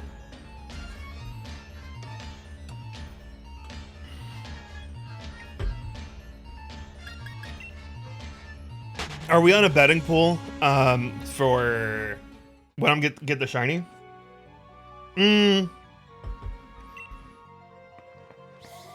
Sometimes we do gambles. Usually the gamble is, will it happen tonight, yes or no? The answer to what is the over-under, so this is, the Regis, as it turns out, have the worst odds of anything in Sword and Shield. Because they are full odds, but newer gen full odds, so not the 1 in 8,000. They're 1 in 4,096 is the percent, like the chance of hitting it. So with it being 1 in 4,096, we're like, on average, a third of the way through. Like 1,300, 13, 13, 13 is 39. You know, 70, that extra 200 throws us into the 4096. Gets us over the hump. So like if we were to have like, and again, you guys are gonna get mad at me because you're like, you're gonna use your like fake math statistics, and I'm gonna use like legitimate math on you. Is you just take 4096 and you divide it by 3. And that's about where we're at. So on average, we are about a third of the way done with the hunt if we were to have like typical odds. Of course, it could happen in 1 Regi from now, it could happen in 5 Regis from now, it could happen in 4,000 Regis from now. We just don't know. I did learn after I decided to hunt Regirock that I did not know beforehand that these were full odds. Because I was like, oh yeah, you know, we've got the shiny charm. The shiny charm does the extra things.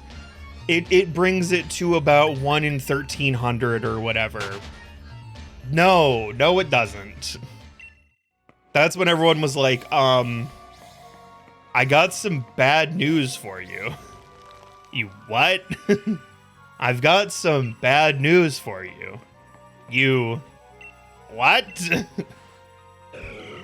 Yeah. Ooh, you're not gonna like it. Full odds, baby.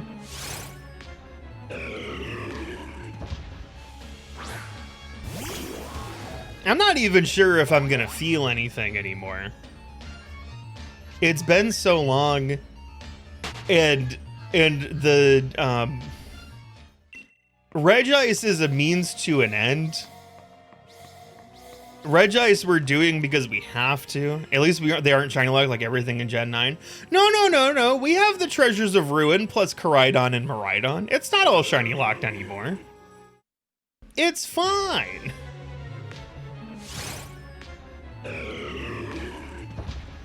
Probably would state you're guaranteed a shiny by 4096, but that's obviously not how it works. Correct. That's not how it works. If there were like sympathy odds or anything, then sure, but there's not. It's all full odds. There's actually like static encounters I would rather do. Let's Go, like any like the Cantonian birds or Mewtwo and Let's Go. We could do. Those would probably be better than Regice. But, I mean, with after Regice, we can get Regilecky or Regidrago. And then I think Gigas. That's the thing that kind of sucks, is it's a Lecky or Drago. It's one or the other. You can't do both.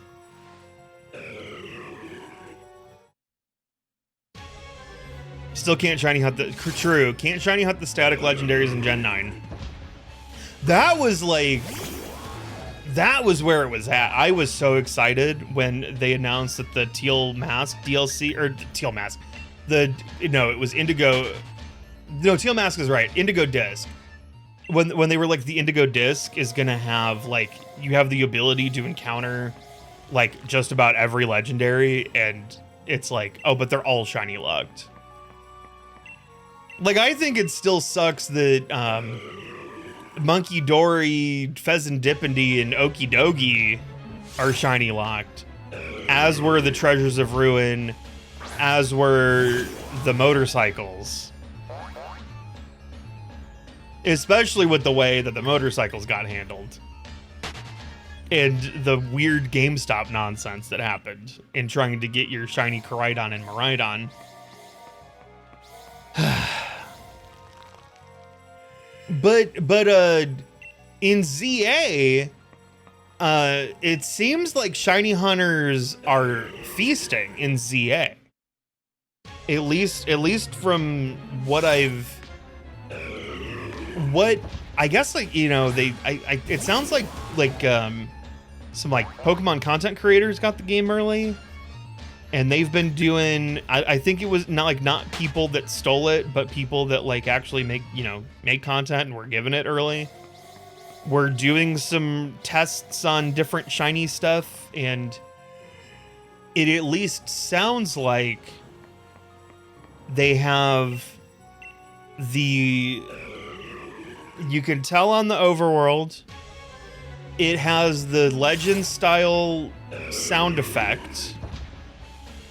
And also when you highlight over them, you can see the shiny sparkles. So it seems like really nice actually to shiny hunt in ZA. There's one thing you're worried about, but it's a spoiler. Okay, I don't know what you're talking about. I have seen, as far as I know, the starters are shiny locked. But much like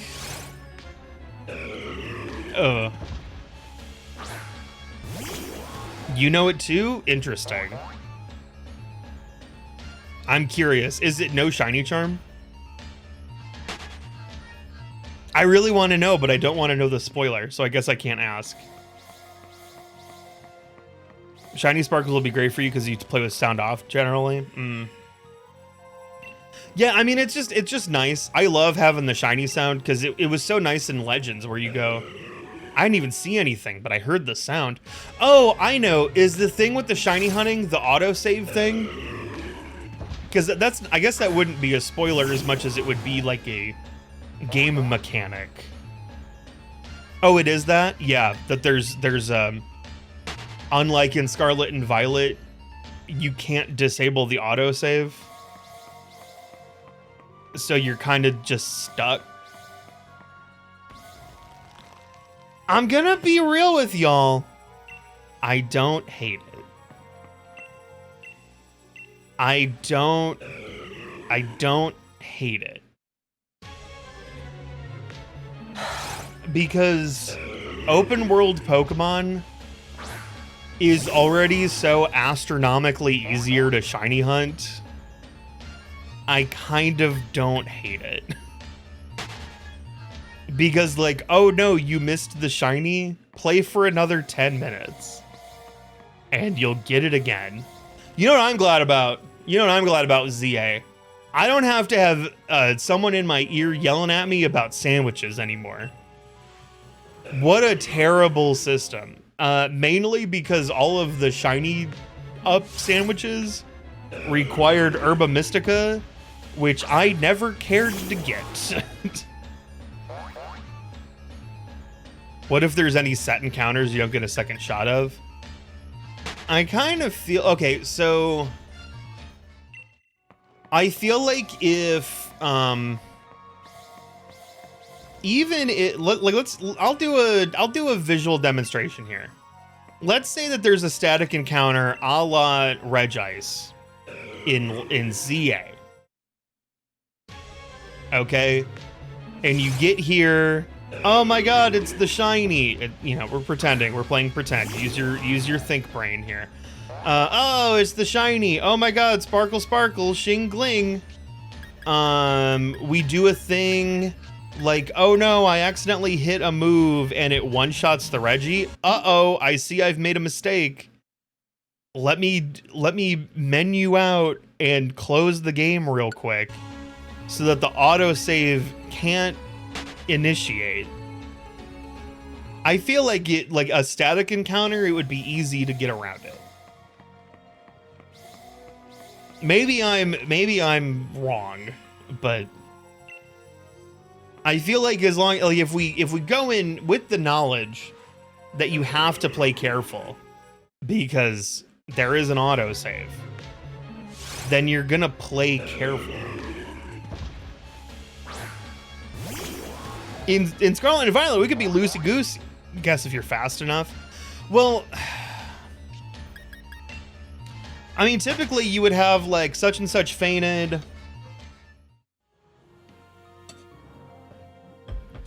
Such and such Pokemon got X amount of experience for the fight.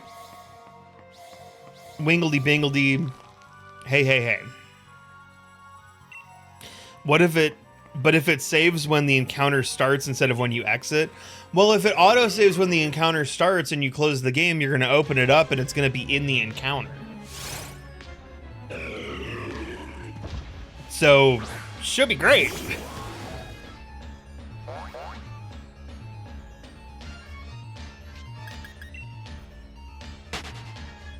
Like we're going off the assumption, like, I mean, it would have to be like a crazy world in which it is like the game goes autosave at start of encounter. If game closes, disregard encounter.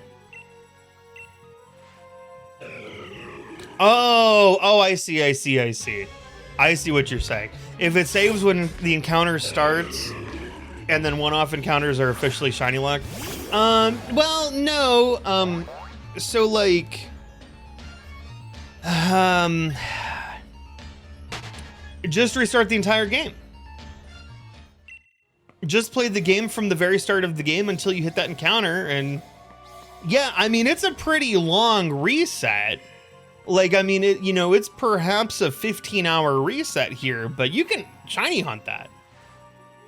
That's super huntable. It's just one tick every 15 hours. It's not that bad. We've certainly had worse hunts in the Pokemon series before.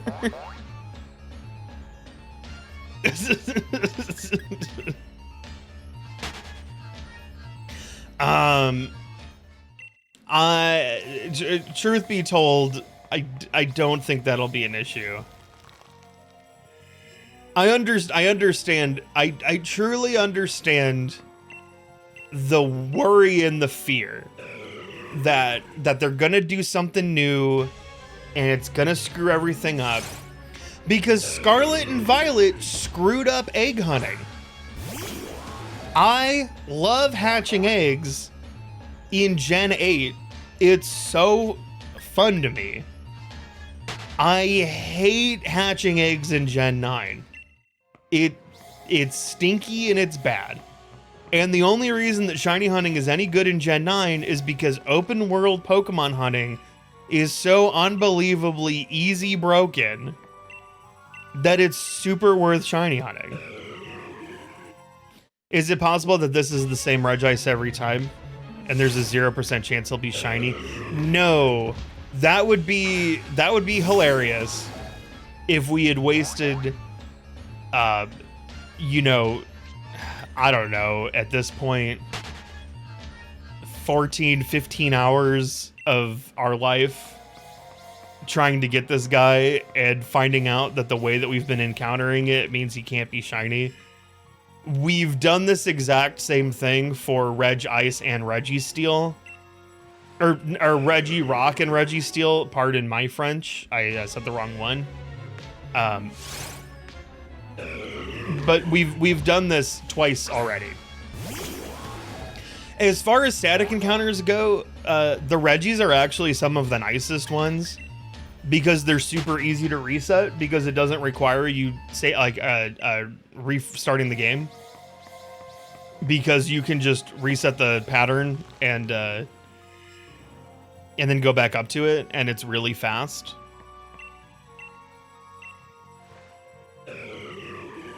But it would be really funny if I were wrong.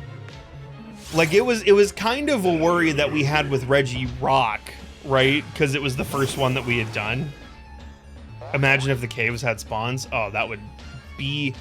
What that would turn this into is it would be like, oh, we're gonna have like 300 repels on hand and have to reapply them. I missed that button 2 times. We would just have to reapply them and then reapply them and reapply them. And then at the end of the day, we just wouldn't save, because saving versus not saving wouldn't do anything. But it is so much nicer that there is nothing in here, much like my brain. And that we can kind of just run around, hit buttons, and then talk to the dude.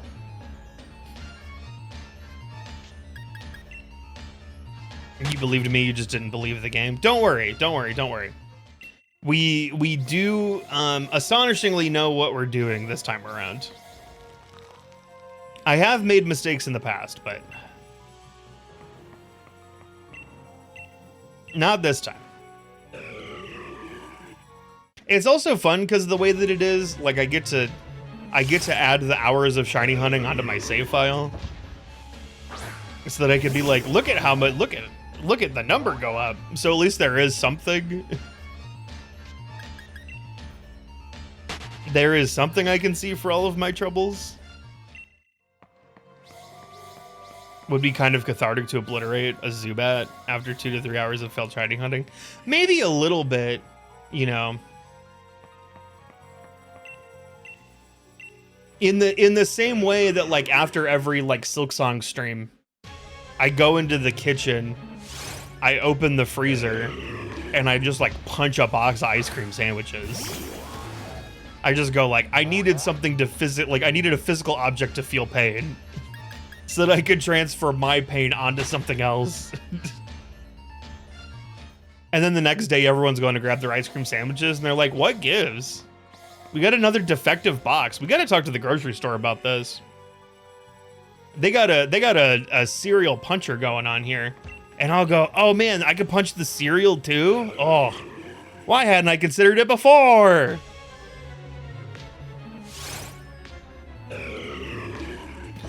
Ew.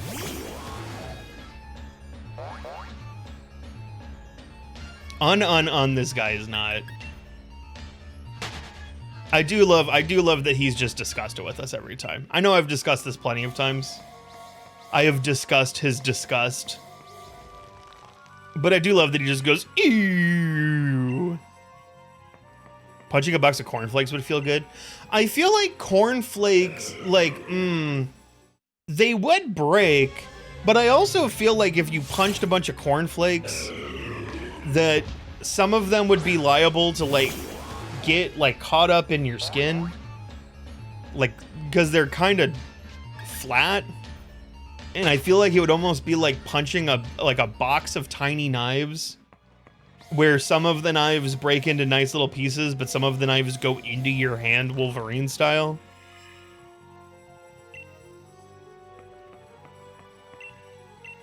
You know what I bet would feel good? A box of Lucky Charms. Because you got some natural padding built in. What about Rice Krispies? Oh, Rice Krispies would be so good. The problem with Lucky Charms is I was like, oh, but like half of it's marshmallows, which is nice, but half of it's like hard pieces. But Rice Krispies are so airy. Like they would just not even snap crackle. They would just pop. Don't punch Captain Crunch. I feel like Captain Crunch would be too hard. A lot of cereals would be probably a lot more surprisingly dense than you would think. Like I was trying to think of what cereal I have on hand right now, and the answer is like Honey Nut Cheerios. I wouldn't want to punch a box of Honey Nut Cheerios. Like, and when I'm saying punch a box of, I'm not talking about punching the cardboard. I think in any of these, if we're punching the cardboard, it's all the same, right? I'm talking about like pour in a bowl and then punching the contents, like just like no plastic, no cardboard, just cereal. I feel like Rice Krispies is the answer. If you punch grape nuts, they'll break your hand. If you punch D's nuts, they'll break your hand. I'm sure that's where you're going with that, so I'm just getting ahead of the game on this one. Like this kind of falls into the same stratosphere as like Rice Krispies, but like those weird, like puffed wheat. Puffed wheat would probably be pretty good to punch. My mom would eat the one with Popeye on it, which was always weird because it wasn't a box of spinach. And also putting Popeye on the puffed wheat just made me want to eat it.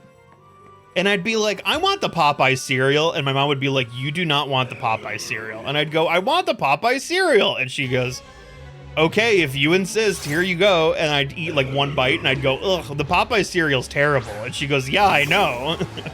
I'm eating it because I'm an adult. I'm trying to save you from this. But also, much like putting your hand in the stove the other day, you had to learn.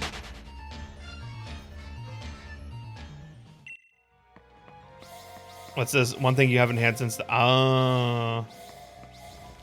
most of the ones you crave are super sugar. I see. That'd do it. I see squeeze them into the enemy's eyes, and that just makes me think of, like, lemons. Punching lemons would be pretty sweet. Undressed lemons. Like, you gotta take the rind off first. Punching a rindy lemon would hurt. But just like punching the juice, like the juicy bits, the citrusy part, would probably feel really good. Like it would probably like squelch and you'd get like a little juice spraying out. And as long as the juice doesn't go in your eyes. Now Larry wants to undress lemons. Yeah, I want to put the rind on Hornet. I bet she'd look good wearing that rind. Larry wants to get all up in the lemons. Oh, can't go to South Korea. You know what they say. Once a lemon fucker, always a lemon fucker. Yeah. I feel like we've been down this road before.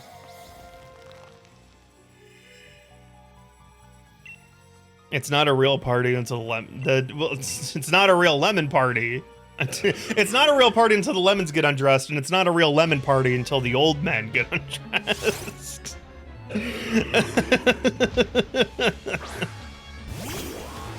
something lemon stealer. Oh, are you talking about the lemon stealing whores? I know that one. This is why I love old internet. The internet just moved so much slower. Everyone knew everything. Like you could be an aficionado in like memes. Now it all moves so it's like it's a memes have okay. Where internet memes are today is like the new age version of why you can never have like a who shot JR moment in the popular culture ever again. The reason that you could have massive like tentpole TV moments was because there were 3 stations. And so like you either were watching Dallas or you were watching, you know, I don't know what would have been on the other 2 stations. Something not as exciting as Dallas. Even as late as like, it would have been, what, the very early 2000s? Which network was it? Where they basically were just like, oh, sorry, we're watching the Seinfeld finale, so we're not airing anything right now. Like, go watch Seinfeld. You can't have moments like that anymore because there's just a million stations and also streaming. But even like cutting streaming out of the equation, if you're just looking at like TV networks, there's just 100 networks. There's 120 stations all playing whatever. And you're like, wow, like, oh, the Oscars got 4 million views. Pretty good year, huh? Because there's just so many things. There's so many things our eyeballs are like, you know, drawing attention for, including me. Because you're watching this stream right now, you're not watching good TV.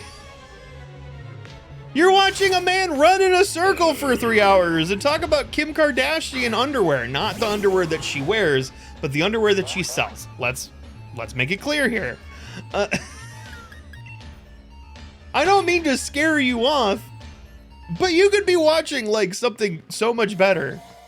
And also, like, like when you would give to the PBS telethon, you would maybe get a tote bag with Big Bird on it. Here, I'm gonna hit a button and do an imitation of a Pokemon. Is that really worth it? Is that truly, when we break down what this stream is that really worth it? Yes. Yes, it is. As a matter of fact, I think me going, oh, Magikarp is way more worth your money than a Big Bird tote bag. When are you gonna use a Big Bird tote bag? He almost died in the Challenger. That would be quite the tote bag. The Big Bird Memoriam tote bag. The only reason I want tote bags these days are for board games. But I also have like a really nice like board game bag now, so I don't really even need tote bags. But they're really nice in a pinch. It's really nice when you have a nice big tote bag and you can throw in like 4 games. And it's so nice. It's so good. I actually kind of do want the Big Bird Challenger Memorial tote bag now. Damn. Ugh. Wait, what's this? You could be continuing your way through Chicago Med right now, but you're watching this. Oh, handsome, man. Thank you. Very kind. Very kind of you. I've not watched the Chicagos. I didn't get on to PD, I didn't get on to Med, I didn't get on to Fire. I also did not watch Chicago Pope. I sometimes catch the highlights, like when he signed the Poplio card. I thought that was pretty funny. That was a good Chicago Pope highlight. That's the last one I can remember, but that one was pretty good.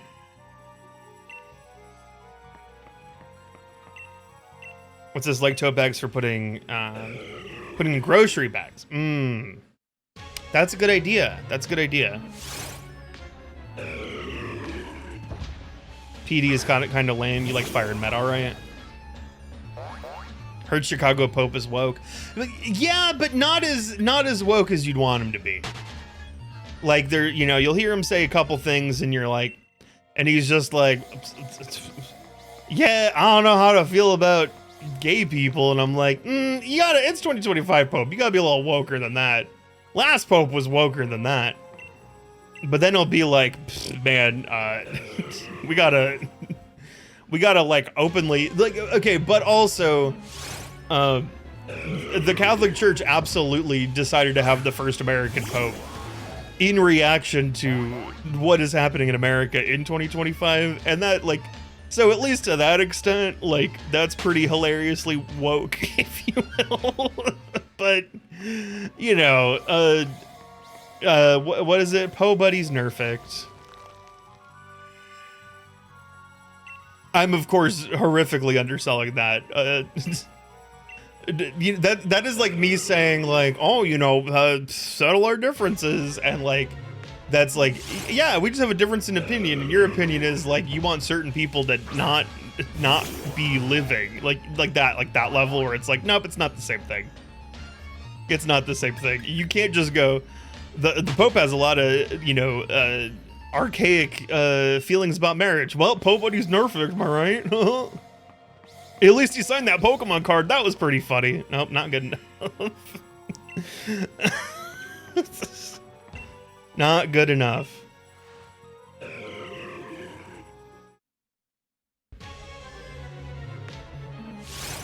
I need to dig into this deeper. But I saw somebody complaining on Twitter, as I do, that Chuck E. Cheese has like paywalled their ball pits. But I wish I had more information on this. Right now I feel like I'm telling tales out of school. If anybody knows the inner workings of Chuck E. Cheese, please give me more information. I saw that they did a YouTube video about like a pumpkin song or something. It was pretty bad. They also introduced some new character in it, but I don't know much about that.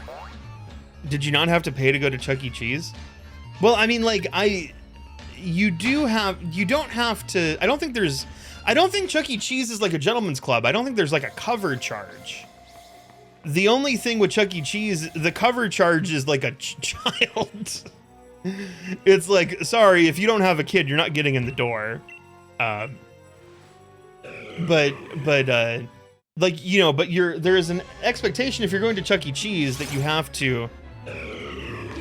to like buy pizza and soda and like arcade tokens for your child to like play the arcade games. But yeah, I think I saw someone like getting real mad that like apparently the play place is like paywalled now. But I don't know what the situation is. You have to buy food to be allowed to play the games. Really? You can't just, I mean, it makes sense. That's kind of the thing is, you know, you have to have the whole Charles Entertainment Cheese experience. I wish I knew more.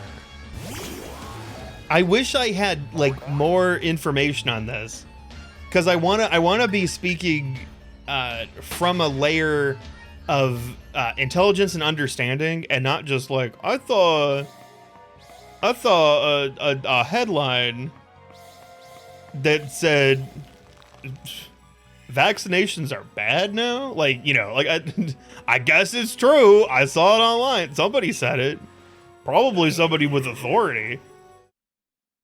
But I am full-heartedly admitting that I am kind of ignorant on the situation. I'm also not planning to enter a Chuck E. Cheese anytime soon, so I don't necessarily have any like strong feelings one way or the other. What's this? You don't have a Chuck E. Cheese where you live? You just have a place called Larry's Pizza? Yeah, I get in the suit and I walk around and high five people. And I gesture in a way that is saying like, hey kid, I think it's pretty rad that you just turned 9. I hope you have a cheese-tastic day. But like, I'm not actually saying anything, because when the man in the suit talks, it like breaks the illusion for some reason. I've never really understood that the people in the mascot costumes like don't say anything. I don't I kind of like that the big animatronics at Nintendo World like break the mold, where like the Mario and the Luigi have like a voice box so they can say like 40 fun Mario phrases like "Let's a go" and "Mamma Mia spaghetti." And wow, I think it's pretty rad that you're turning 9. Have a cheese-tastic day. Doesn't seem like something Mario would say, but he says it. I kind of like that. I think it gives character, as opposed to like if you meet Mario and you just went,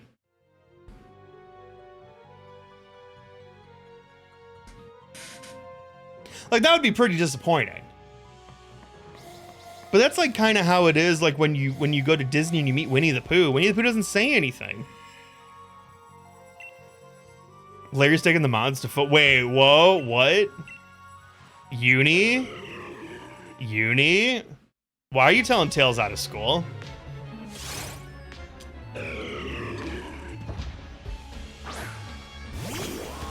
How am I even gonna get the mods all in one place? Y'all can't come over to my house. Again, I don't have it. Wait, Bella, you heard that too?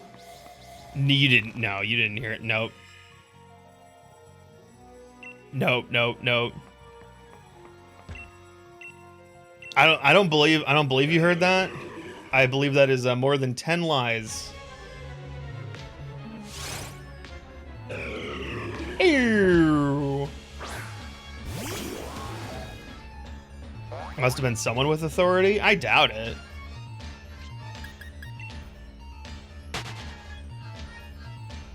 Wait, that's what you like about the big Transformers animatronics. They actually have a voice box that the controller can speak with and stuff. Does that mean that, like, wait, what theme park has a Transformer that runs around and talks? And also, does that mean if you catch him on a bad day that, like, Optimus Prime could, like, tell you to fuck off? Universal? Universal has the Transformers? Was that a part of the new Portal thing? Do they have Transformers Land? Also, is this Universal California, Universal Florida? All of them? I'm not aware. I'm not much of a theme park guy. And I'm definitely not a Universal guy. Both coasts have Transformers? I was just at Universal in 2021 and I didn't see any Transformers. Now, granted, we treated Universal like most people should treat Universal. You get the park hopper ticket and it's a one-day experience. Cause there's just not a lot there. Especially like if I'm too much of a cheap coward chicken to go on the Velocicoaster, and I have enough reason to like not be all that stoked about all the Harry Potter stuff. Like, not much going on. They have a big Megatron and Optimus, and the controller can just say stuff. Wow, that's cool. That's cool. Autobots, assemble into the form of a bunch of gossipy teens that will collectively tell this guy to go fuck himself. And he could just say those things. That's so sick. That's so sick. I mean, like, I'm pretty sure. What's it, spent 4 days just going to Universal a few years back and didn't see everything you wanted to see. Fair. Totally fair. I mean, we kind of did Universal as a very whirlwind experience, so it was also like really hot. But yeah, I did know that they have the Transformers there. That's crazy. I know Disney's got the crush wall. Like, that one's pretty cool. Where it's like the Finding Nemo thing where you can talk to Crush the turtle. And it's like a cartoon, but the cartoon is like a dude that can talk in real time. That one's pretty cool. That's like the Crush wall is like the original VTuber.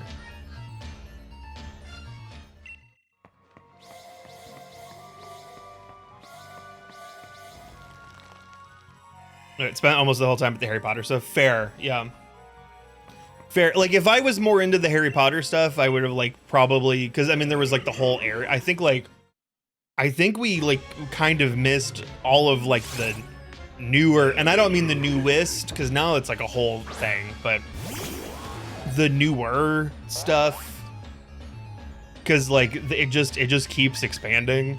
Because they built, like...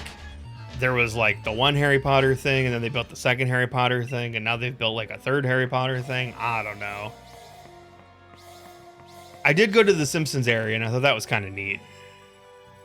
Although I wanted, because the thing is you got to get the Flaming Moe, and they didn't have them. So I couldn't get the Flaming Moe.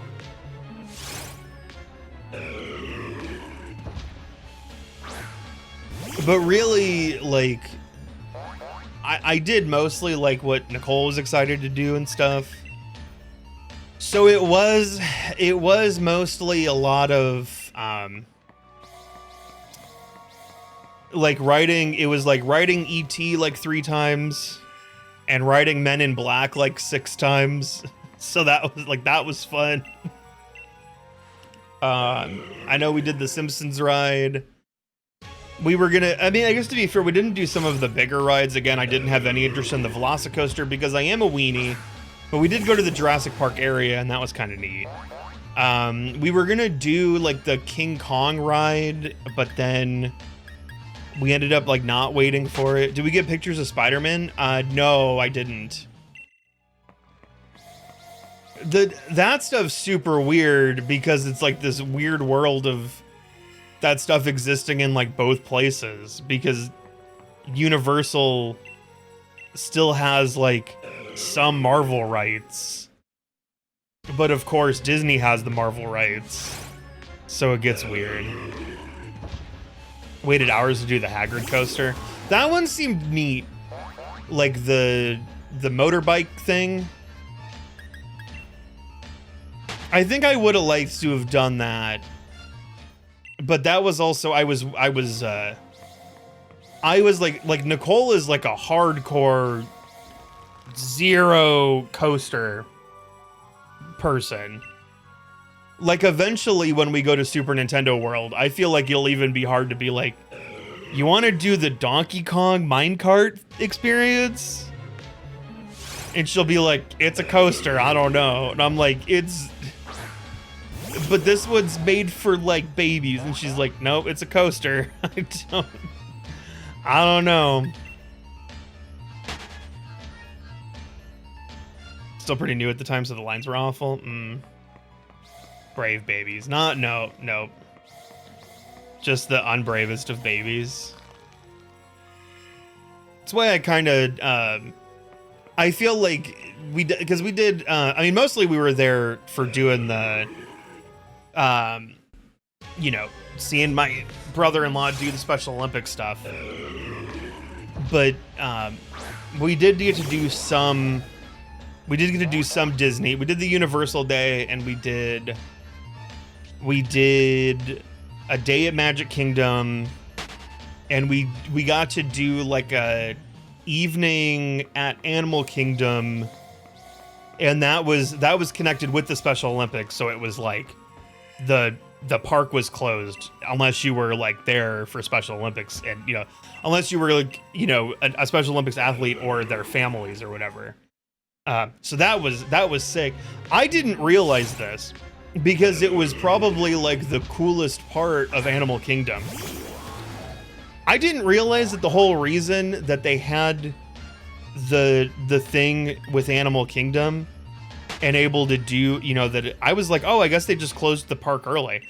I didn't realize that Animal Kingdom just like always closes at like 6. So that it's I guess it's easy to do after hours events there because the park closes so early. This to me is certifiably insane because the coolest thing about Animal Kingdom is going into the Avatar section at night. It's for the betterment of the animals. Okay, that's fair. That is totally understandable, so that you're not freaking out the animals.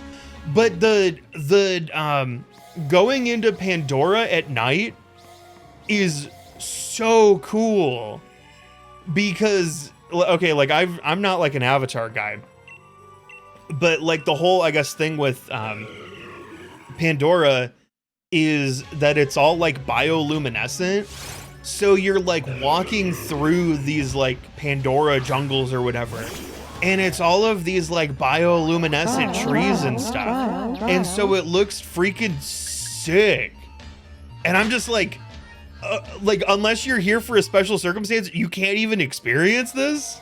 That's crazy. Matthew Bragg. Raiders, hello!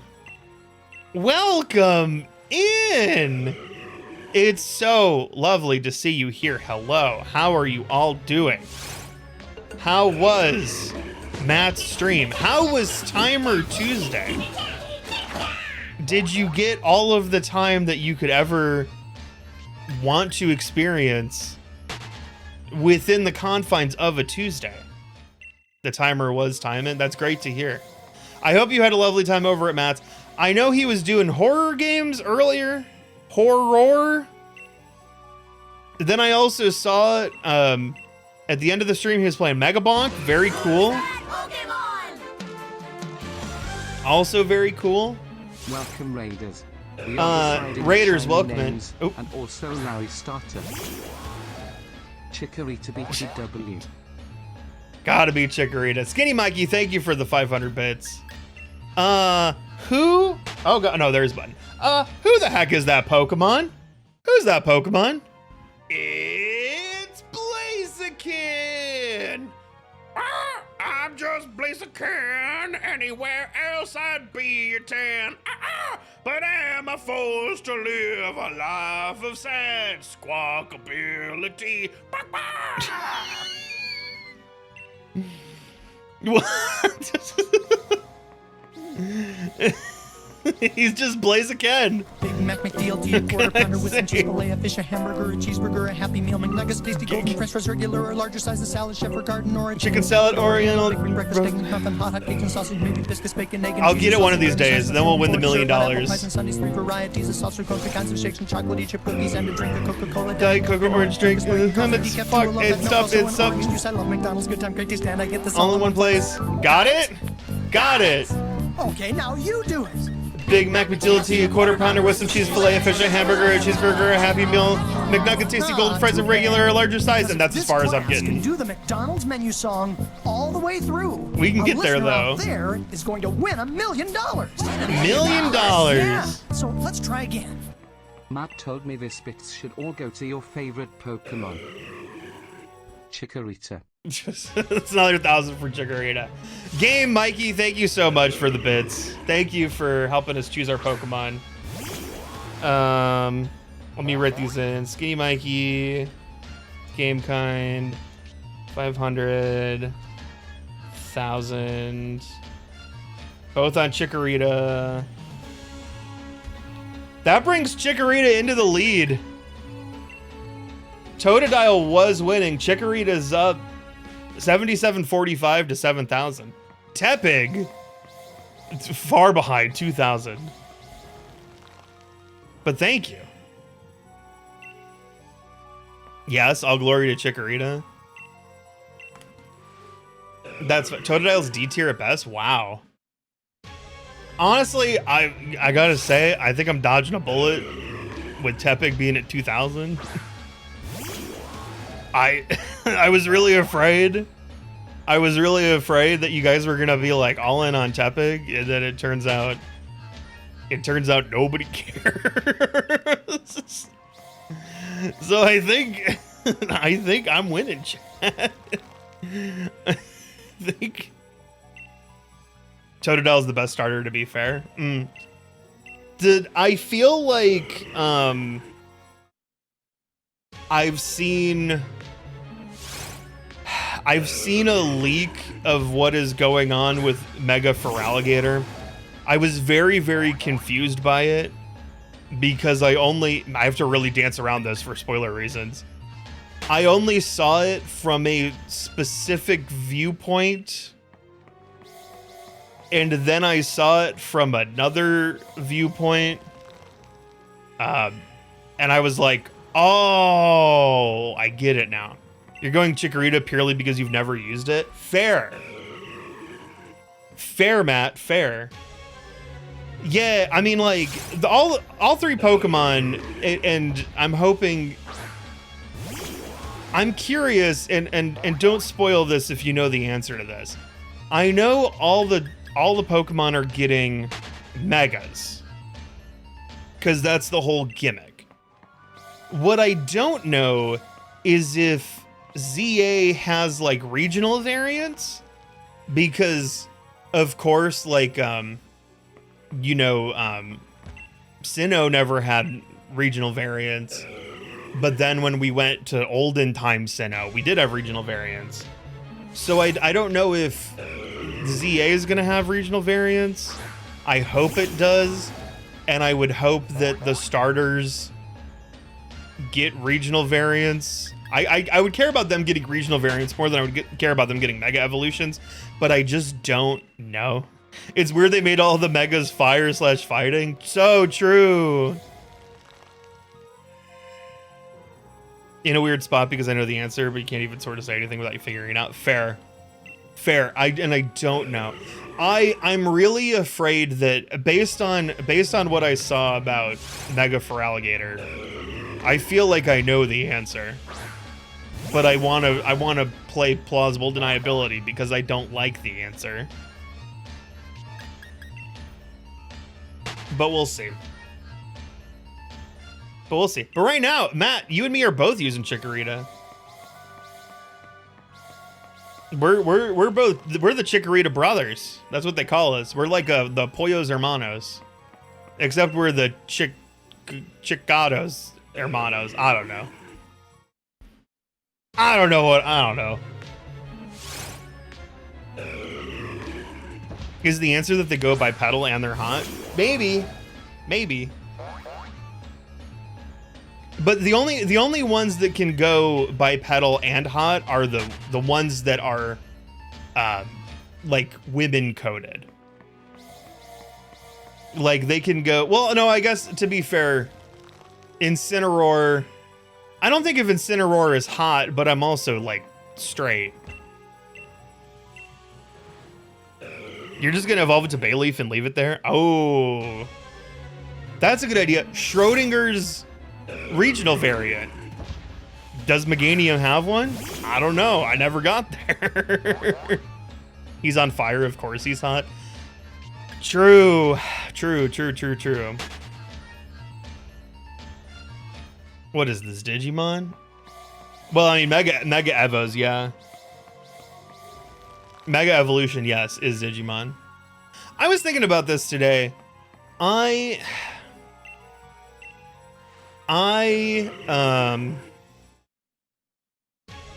I played Time Strangler? I haven't. No. You know what it is? I'm not crazy about Mega Evolution, but I like Gigantamax Pokemon. And I don't know what's wrong in my brain that I'm like, yeah, Mega Evolution I think is kind of eh, but Gigantamax is pretty cool. It's like the same thing. It's good though. The problem is that I'm already like playing so many other video games and I've never really played a Digimon game, so it's not like doing anything for me. Just like the size difference. I think I like the idea that anything can Dynamax, and the idea, like the things surrounding Pokemon battles in the region is very cool, where it's like, oh yeah, we have just this magic thing that make our Pokemon become like 100 times their normal size, and we do kaiju battles, but because of that we have to like have Pokemon battles in soccer stadiums so that the Pokemon can get big. But then I also like that it's like anyone can get big, but then Gigantamax where it's like, well, these guys can get big, but they also look cool. Gigantamax is just Dynamax, but they look, I mean, yeah. Exactly. It is, I mean, it's basically the same thing, for sure. But like, I don't know, but there's some reason that I'm like, I like when the Pokemon get big, but I don't, and I like when the Pokemon get big and change look. But I don't like when the Pokemon stay small and change look. Like it's like I can't explain what's wrong with me. Cinderace is funny since it barely gets big. Oh, because the ball gets big. And it's just like riding the sun. Inteleon is so funny to me because it's like, hey, my Gigantamax is just, I got into a sniper tower.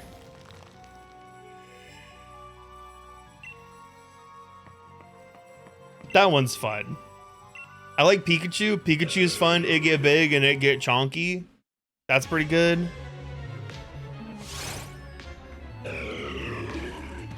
Rillaboom becomes one with the drum. True. Rillaboom's good. Yeah, that one is I really like the drum kit. it fully lived out my expectations for that Pokemon, because once I saw what Grookey was like going for, where it was like, oh, this is a drum monkey, I named it Grolky after Dave Grohl, and it didn't disappoint. It just became a big drum monkey, and then Gigantamax, it became a drummier monkey, which was very cool. Just gotta manifest a sniper tower. I mean, hey, you know, some places just don't have the towers they used to. Favorably Kingler, ultimate form beard. Dude, he does get a bubble beard, and it's very cool. He's a good one. Honestly, I think it's just the vibes around it, where Gigantamax is like, oh yeah, this is a sport. We're doing sports here. And it's our magic sports where the Pokemon get big.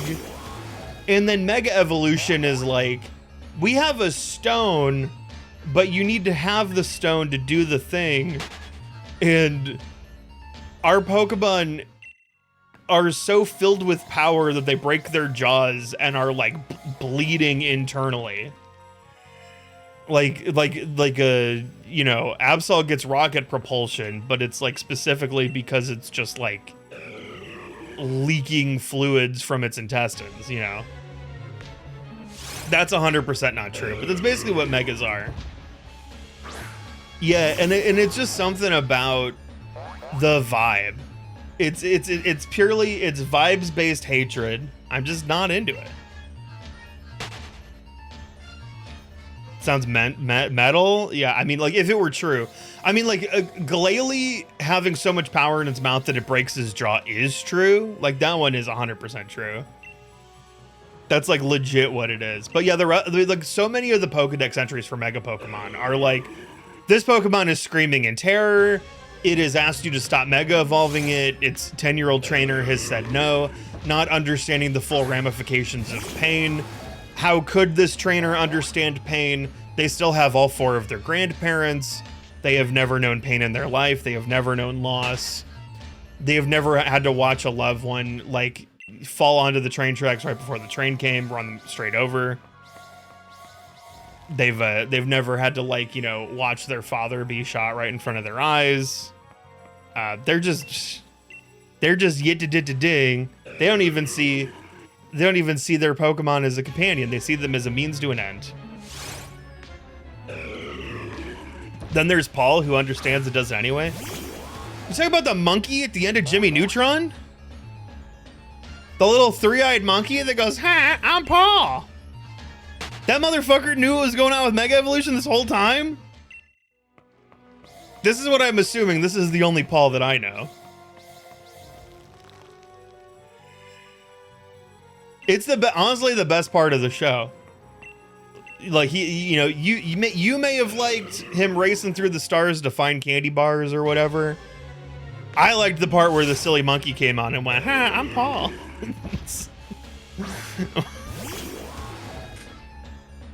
What a reference.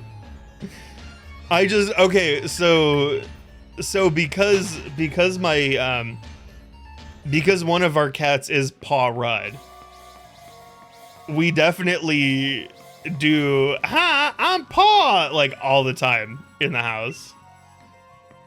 Paul from the Pokemon anime. I'm sure it is one of the named NPCs in that generation. Character in the anime that's a huge dick, but one of the only people that will do whatever. I see. See, the problem is that I haven't watched the anime since like Johto Journeys, so I don't know these things. It's actually Paul from the Bible, dude. But like, shit, he was Saul and then he became Paul. So yeah, when he was Saul, he's like, I know what happens with these Mega Evolutions and I'm doing it anyway. Then he found Jesus, changed his name to Paul, and he's like, I gotta leave that life behind me, bro. Dude, Cuz was dumb, but now that I'm Unk, I've seen the error of my ways. That's how they talked in biblical times. That's also how you refer to yourself when you like mature. You go, I've become Unk now. Am I using the lingo correctly? I'm not around a lot of kids these days. He repented and only Dynamaxes. Yeah. Dude, Kingler loves getting the bubble beard. He loves it.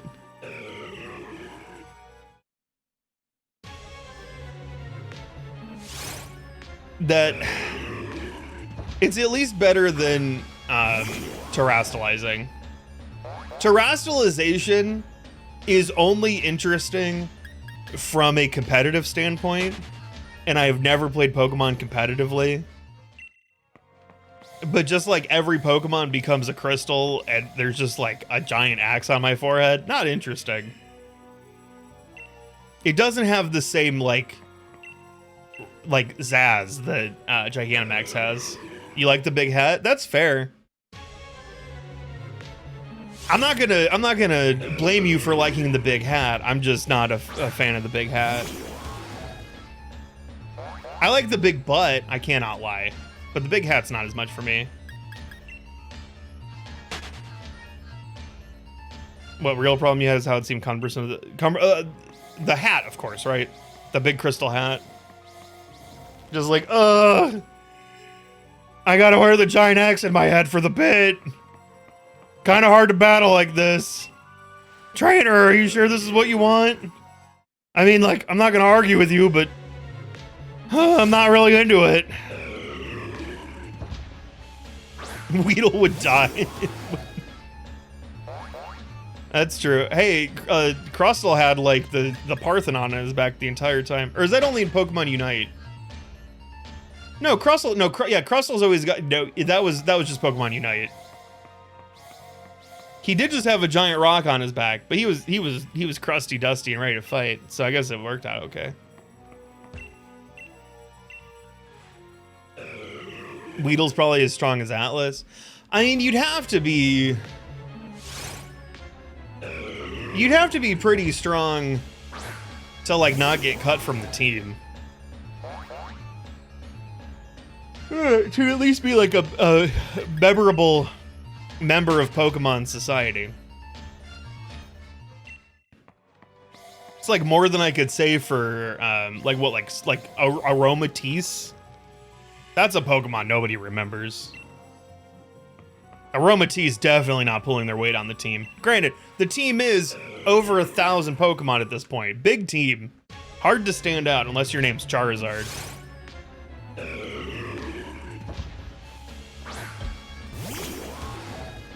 Regice not standing out. Regice not a good member of the team. Definitively worst Reggie. Definitively worst Reggie shiny. I'm not counting the new ones.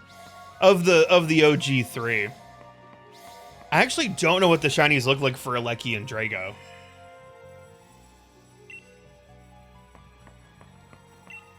We'll have to. We haven't gotten that far, so I haven't like gotten myself excited yet.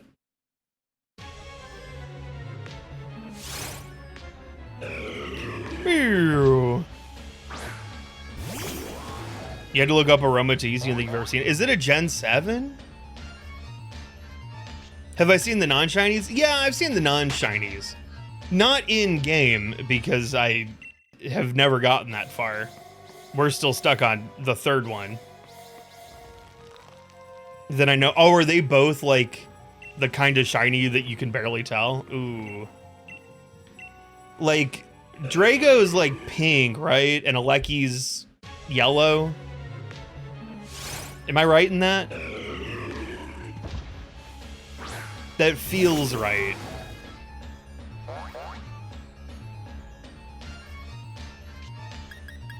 But I mean, look at how non-different these two are. Like versus what's on screen and versus like what's on the currently hunting section of our overlay. Like they're basically the same.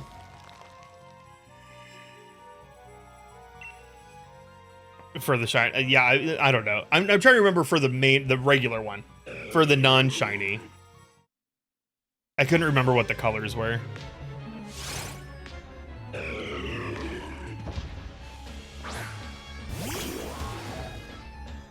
Ugh. Oh, excuse me. It's getting late. Chat, we stayed up way too late last night playing Silk Song. I'm barely making it. We stayed up way too late playing Silk Song, and then I got off stream and played Megabonk for some. Because I'm having trouble controlling myself at the moment. It's just too fun. Most of the Regis suck for shinies. Rock is good. Regirock's really good. I love the burnt toast look that he's got going on. I like Registeel. I like the mint chip. I think that's nice. I think those ones are good.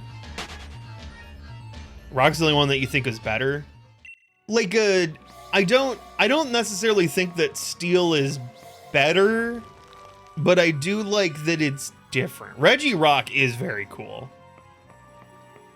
Regirock is probably better than the regular one. I think you're right. Regigigas is solid. I don't know if I've looked at what Regigigas looks like. Shiny. I don't know. Ugh. Eek. How many Regis are there now? 6. I mean, 4 of them OG. Well, no, 3 of them No, the Regis were Gen 3. Gigas was Gen 4. So there's 6. Because there's the OG trilogy. Rock, Steel, and Ice. Then there's Regigigas, who's like the Regi daddy. And then Gen 8 added Regilecky and Regidrago. So, there's your 6. I was about to say, like, wasn't there another one in Legends Arceus? But that's Enamorus? That is... And Enamorus is not a Regi. Like, I don't know why my wires are getting crossed on that. I'm just like, yeah, like I'm just like, Enamorus exists and it's the one that everybody hates. And it's like, what if they added like a girl to the squad? But it was like in the bad way, like Fairly Odd Parents. Where you're like, you're not hating because you're a misogynist, you're hating because the design's bad. And the idea of doing it's not good. And you have to keep screaming that into the void so that people know that you're a serious big boy. Like, I'm not a misogynist, I'm not a misogynist, I'm not a misogynist, I swear. But like the stink is there on you and you can't shake it. And I'm like, no, but really, I'm not. That's kind of the Enamorous situation. But not a Reggie, so I don't know why we're talking about her.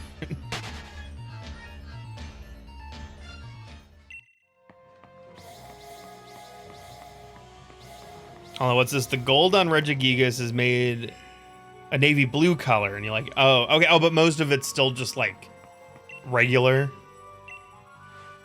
That does sound nice. I'll have to look at it. And I'll have to be like, the future. Regice is the only one that doesn't change color. Okay. You like Enamorous? Fair. You know what? Absolutely. Absolutely. Orlando, the world's ugliest boy, is loved by his mom. You know, the world's most unloved creatures need love from somewhere, so I'm glad that you're taking one for the team.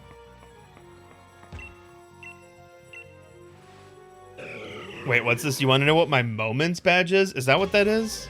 Oh, is it a Twitch moment? It's a Twitch moment. Is it a, what is your Twitch moments badge? I don't know if I remember. Oh. Links don't get shared in here. I don't know. Nightbot hates everyone. It's not just you. This was not the one. What's the clip of? Is it if it's I'm gonna assume is it me getting Regirock? Because I think we did a Twitch moment for that. What's this? Thought the ugliest boy was Oswald Cobblepot. Is that octopus from that Nick Jr. show? I feel like a Nick Jr. show wouldn't have like open maternal hatred. Maybe Maggie and the Ferocious Beast. It was Regirock, I was right? Oh, cool. Sick. Like, because I feel that could be a situation where, like, Maggie's mom would be like, I had a fledgling career before you came along. I just want you to go to Nowhere Land and I never want to see you again. Maggie told that to the Ferocious Beast and his only response was, great googly moogly. And then he took her in. I actually don't know if that's one of those shows where, like, the characters do go back to their parents. Like, does Maggie go back to her home at the end of the day, or does she just kind of hang out with the Ferocious Beast and the pig in the sweater? I think his name was Hampton. I want to say, no, Hamilton? Hampton was Tiny Toons. Was it Hamilton that was the pig in the sweater for Maggie and the Ferocious Beast? Cobblepot's the penguin from Batman? No. Cobblepot is from Beauty and the Beast. Because it's the lady, she gets turned into the pot, and then her kids get turned into teacups, but they only pay attention to the one whose brain doesn't work so good. But then she gives him like a fun little nickname. It's like kind of weird when you think about it. Hamilton's the musical, that's fair. How does a bastard orphan son of a whore end up here in Nowhere Land? Many great googly mooglies at hand. This is why I'm not Lin-Manuel Miranda. I can't write rap music.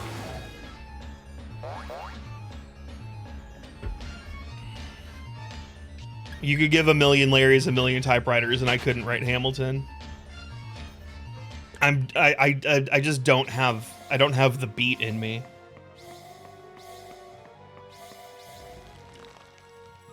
The end of Hairspray was a lie. You can't actually stop the beat. You can make me have it.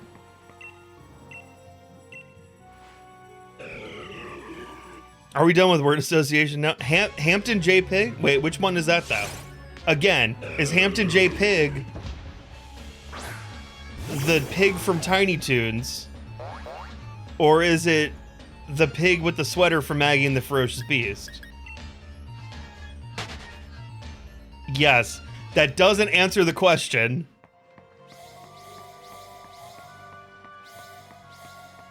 Hampton J. Pig is the Riddler. Oh my god, you're so right. You're so right. He's like, riddle me this, Batman. What? Quacks like a duck and doesn't give a fuck.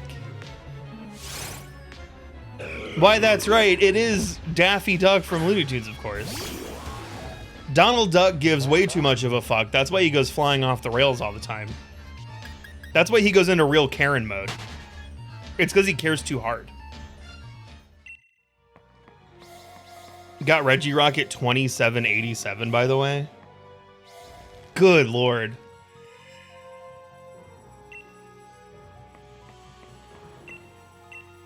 That's so far away. We got Steel much faster though. Steel was look. Here's the crazy thing about Regirock, right?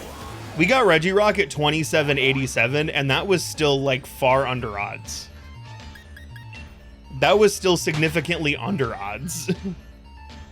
It would be our luck that we would end up going horrifically over odds with Ice. Because it's the one that we're doing, that we're just trying to get through. That we're just means to an ending over here. It is 12:54, so we are going to be cleaning up soon. Chat, if you have any pressing topics that you want Goop Brain on, hit me up now or forever we won't talk about him.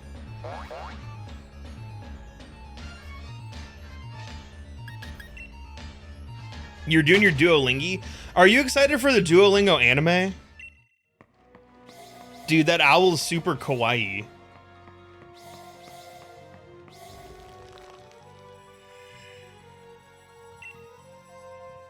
Duolingo anime, but it's just solo leveling, but you beating up the owl every day for 5 minutes. Making sure to keep your streak alive.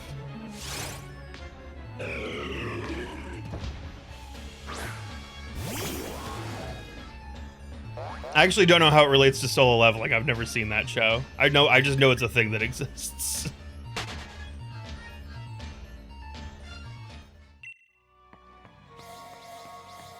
Finally unlocked the Dragon's Breath weapon in Megabunks. You never have to play like that again. That's how I felt about the Hero's Sword. I don't know what the I don't know what the Dragon Breath is. I don't think I'm that far yet. I also, again, just from playing more today, I still fail to understand how to beat Forest 2. And there's Forest Tier 3 still. I do not see the path. Like every time I get like a good build running through like, you know, Forest 1. We beat the boss. I think the last time I did it, I even was feeling cocky and turned on the double boss shrine, and we beat the boss twice. Then I got to Forest 2, and we were, I thought, going strong. I had like a really good build going. I was playing as Calcium. I had a speed tome so that I was crazy fast, and of course your speed, your attack is augmented by your speed when you're on that guy. So it's like my attack was like pretty good. And then I got to the boss and I just couldn't do it. Just couldn't do it. I ran out of time and I only had the boss at like half health.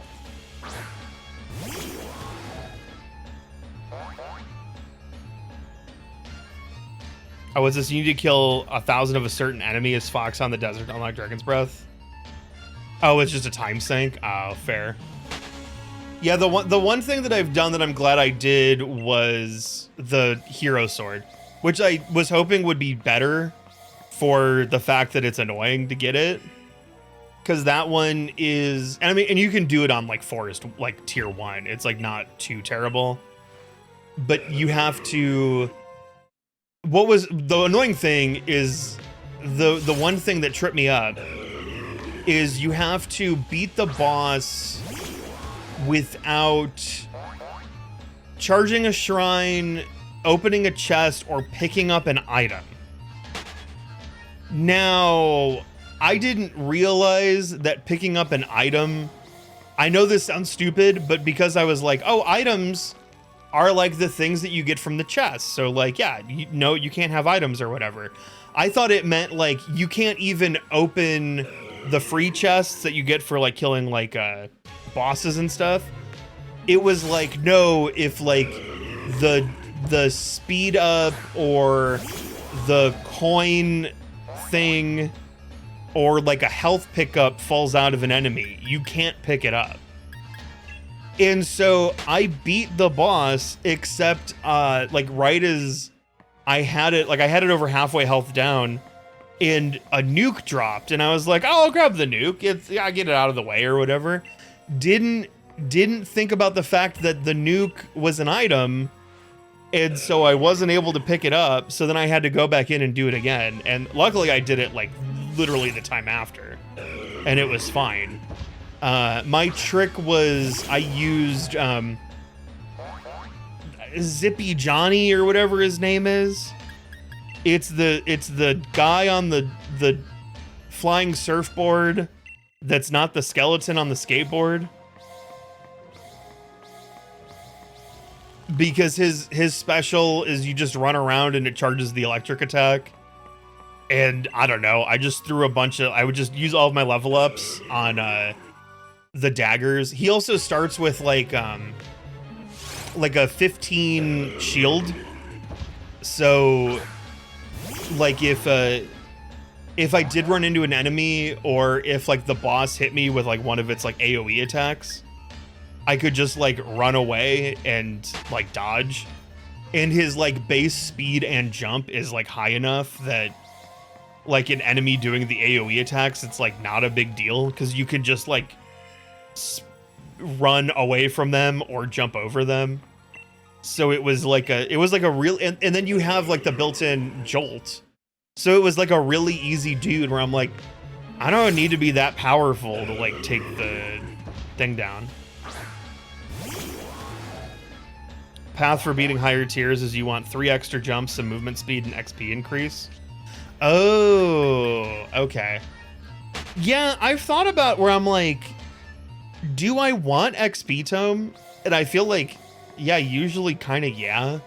Because you just level up so much faster. I also realized how good it is to get like extra luck. Because your level ups are just so much more potent. When you're doing like epic and legendary upgrades. But yeah, still haven't been able to get there though. Agree with this except for the extra jumps. Now, I did have a run where I had like, I think I was playing on, the closest one that I've gotten, but I just didn't have the DPS to get the boss down. I was Calcium, my speed was insane, and I had like 4 jumps. And I was like, I can just like jump in the air and move across half the map. This is kind of sick. Okay, it is 1 a.m. What are we at? 1494? Okay, we'll find like a nice even number to stop on. And then we'll stop. We're doing so much streaming this week, I do need to take care of myself. So I'm not going to be bonus streaming into like 3 a.m. like I have been like every stream like the last month. It's easy. Look, I know it's easy to keep plunking Cheez-Its in my gullet, but I am tired, and I think I'm good to stop at 1, especially since we're gonna have a long stream tomorrow because we're starting early. We're starting early the next 2 days. We're starting at 7 tomorrow. Me, Sean, and Tyler are playing Cuff Bust, which is a new game that's coming out. No guarantees it's any good, but it looks fun. You're like little goobers trying to like prison escape. And since we're starting early, I really initially wanted to would have loved to have streamed with the boys today so that we could do Ball Pit tomorrow. But since we're starting early with Cuff Bust, I'm like, we'll just check out, like, we'll do like a hour and a half of Ball Pit just to check it out at the end of stream. And then Thursday, we're going to start at, I think I landed on 4. We're going to start at 4. And we're going to play ZA, like, and we're going to start at 4, but then end it like a normal stream time. Mostly because I'm going to be out of town this weekend. So I can't do like weekend extra streaming to get some ZA in, and I want to like play it and get through it. All right, man. What's this? Extra jumps are super handy in forest, not so much in desert. Are those the only 2 levels right now? Like, I assume that this is the kind of game that's going to keep like getting content added to it. Is it just forest and desert? The unlocks have made it look like it's just forest and desert. I've been waiting. I've not gone to desert. It's kind of, my thought process on it has been like, I want to stream it again, and then we'll stream desert and like focus on unlocks and stuff. You be avoiding Twitch since you have work on Thursday, can't start ZA. That's fair. I understand that, totally understand that people may not want to watch because they want to experience on their own.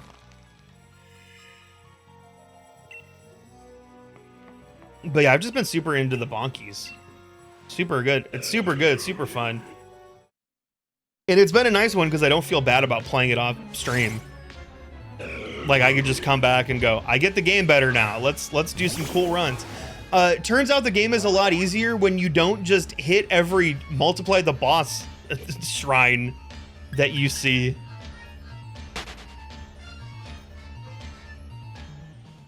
All right. We're gonna call it there.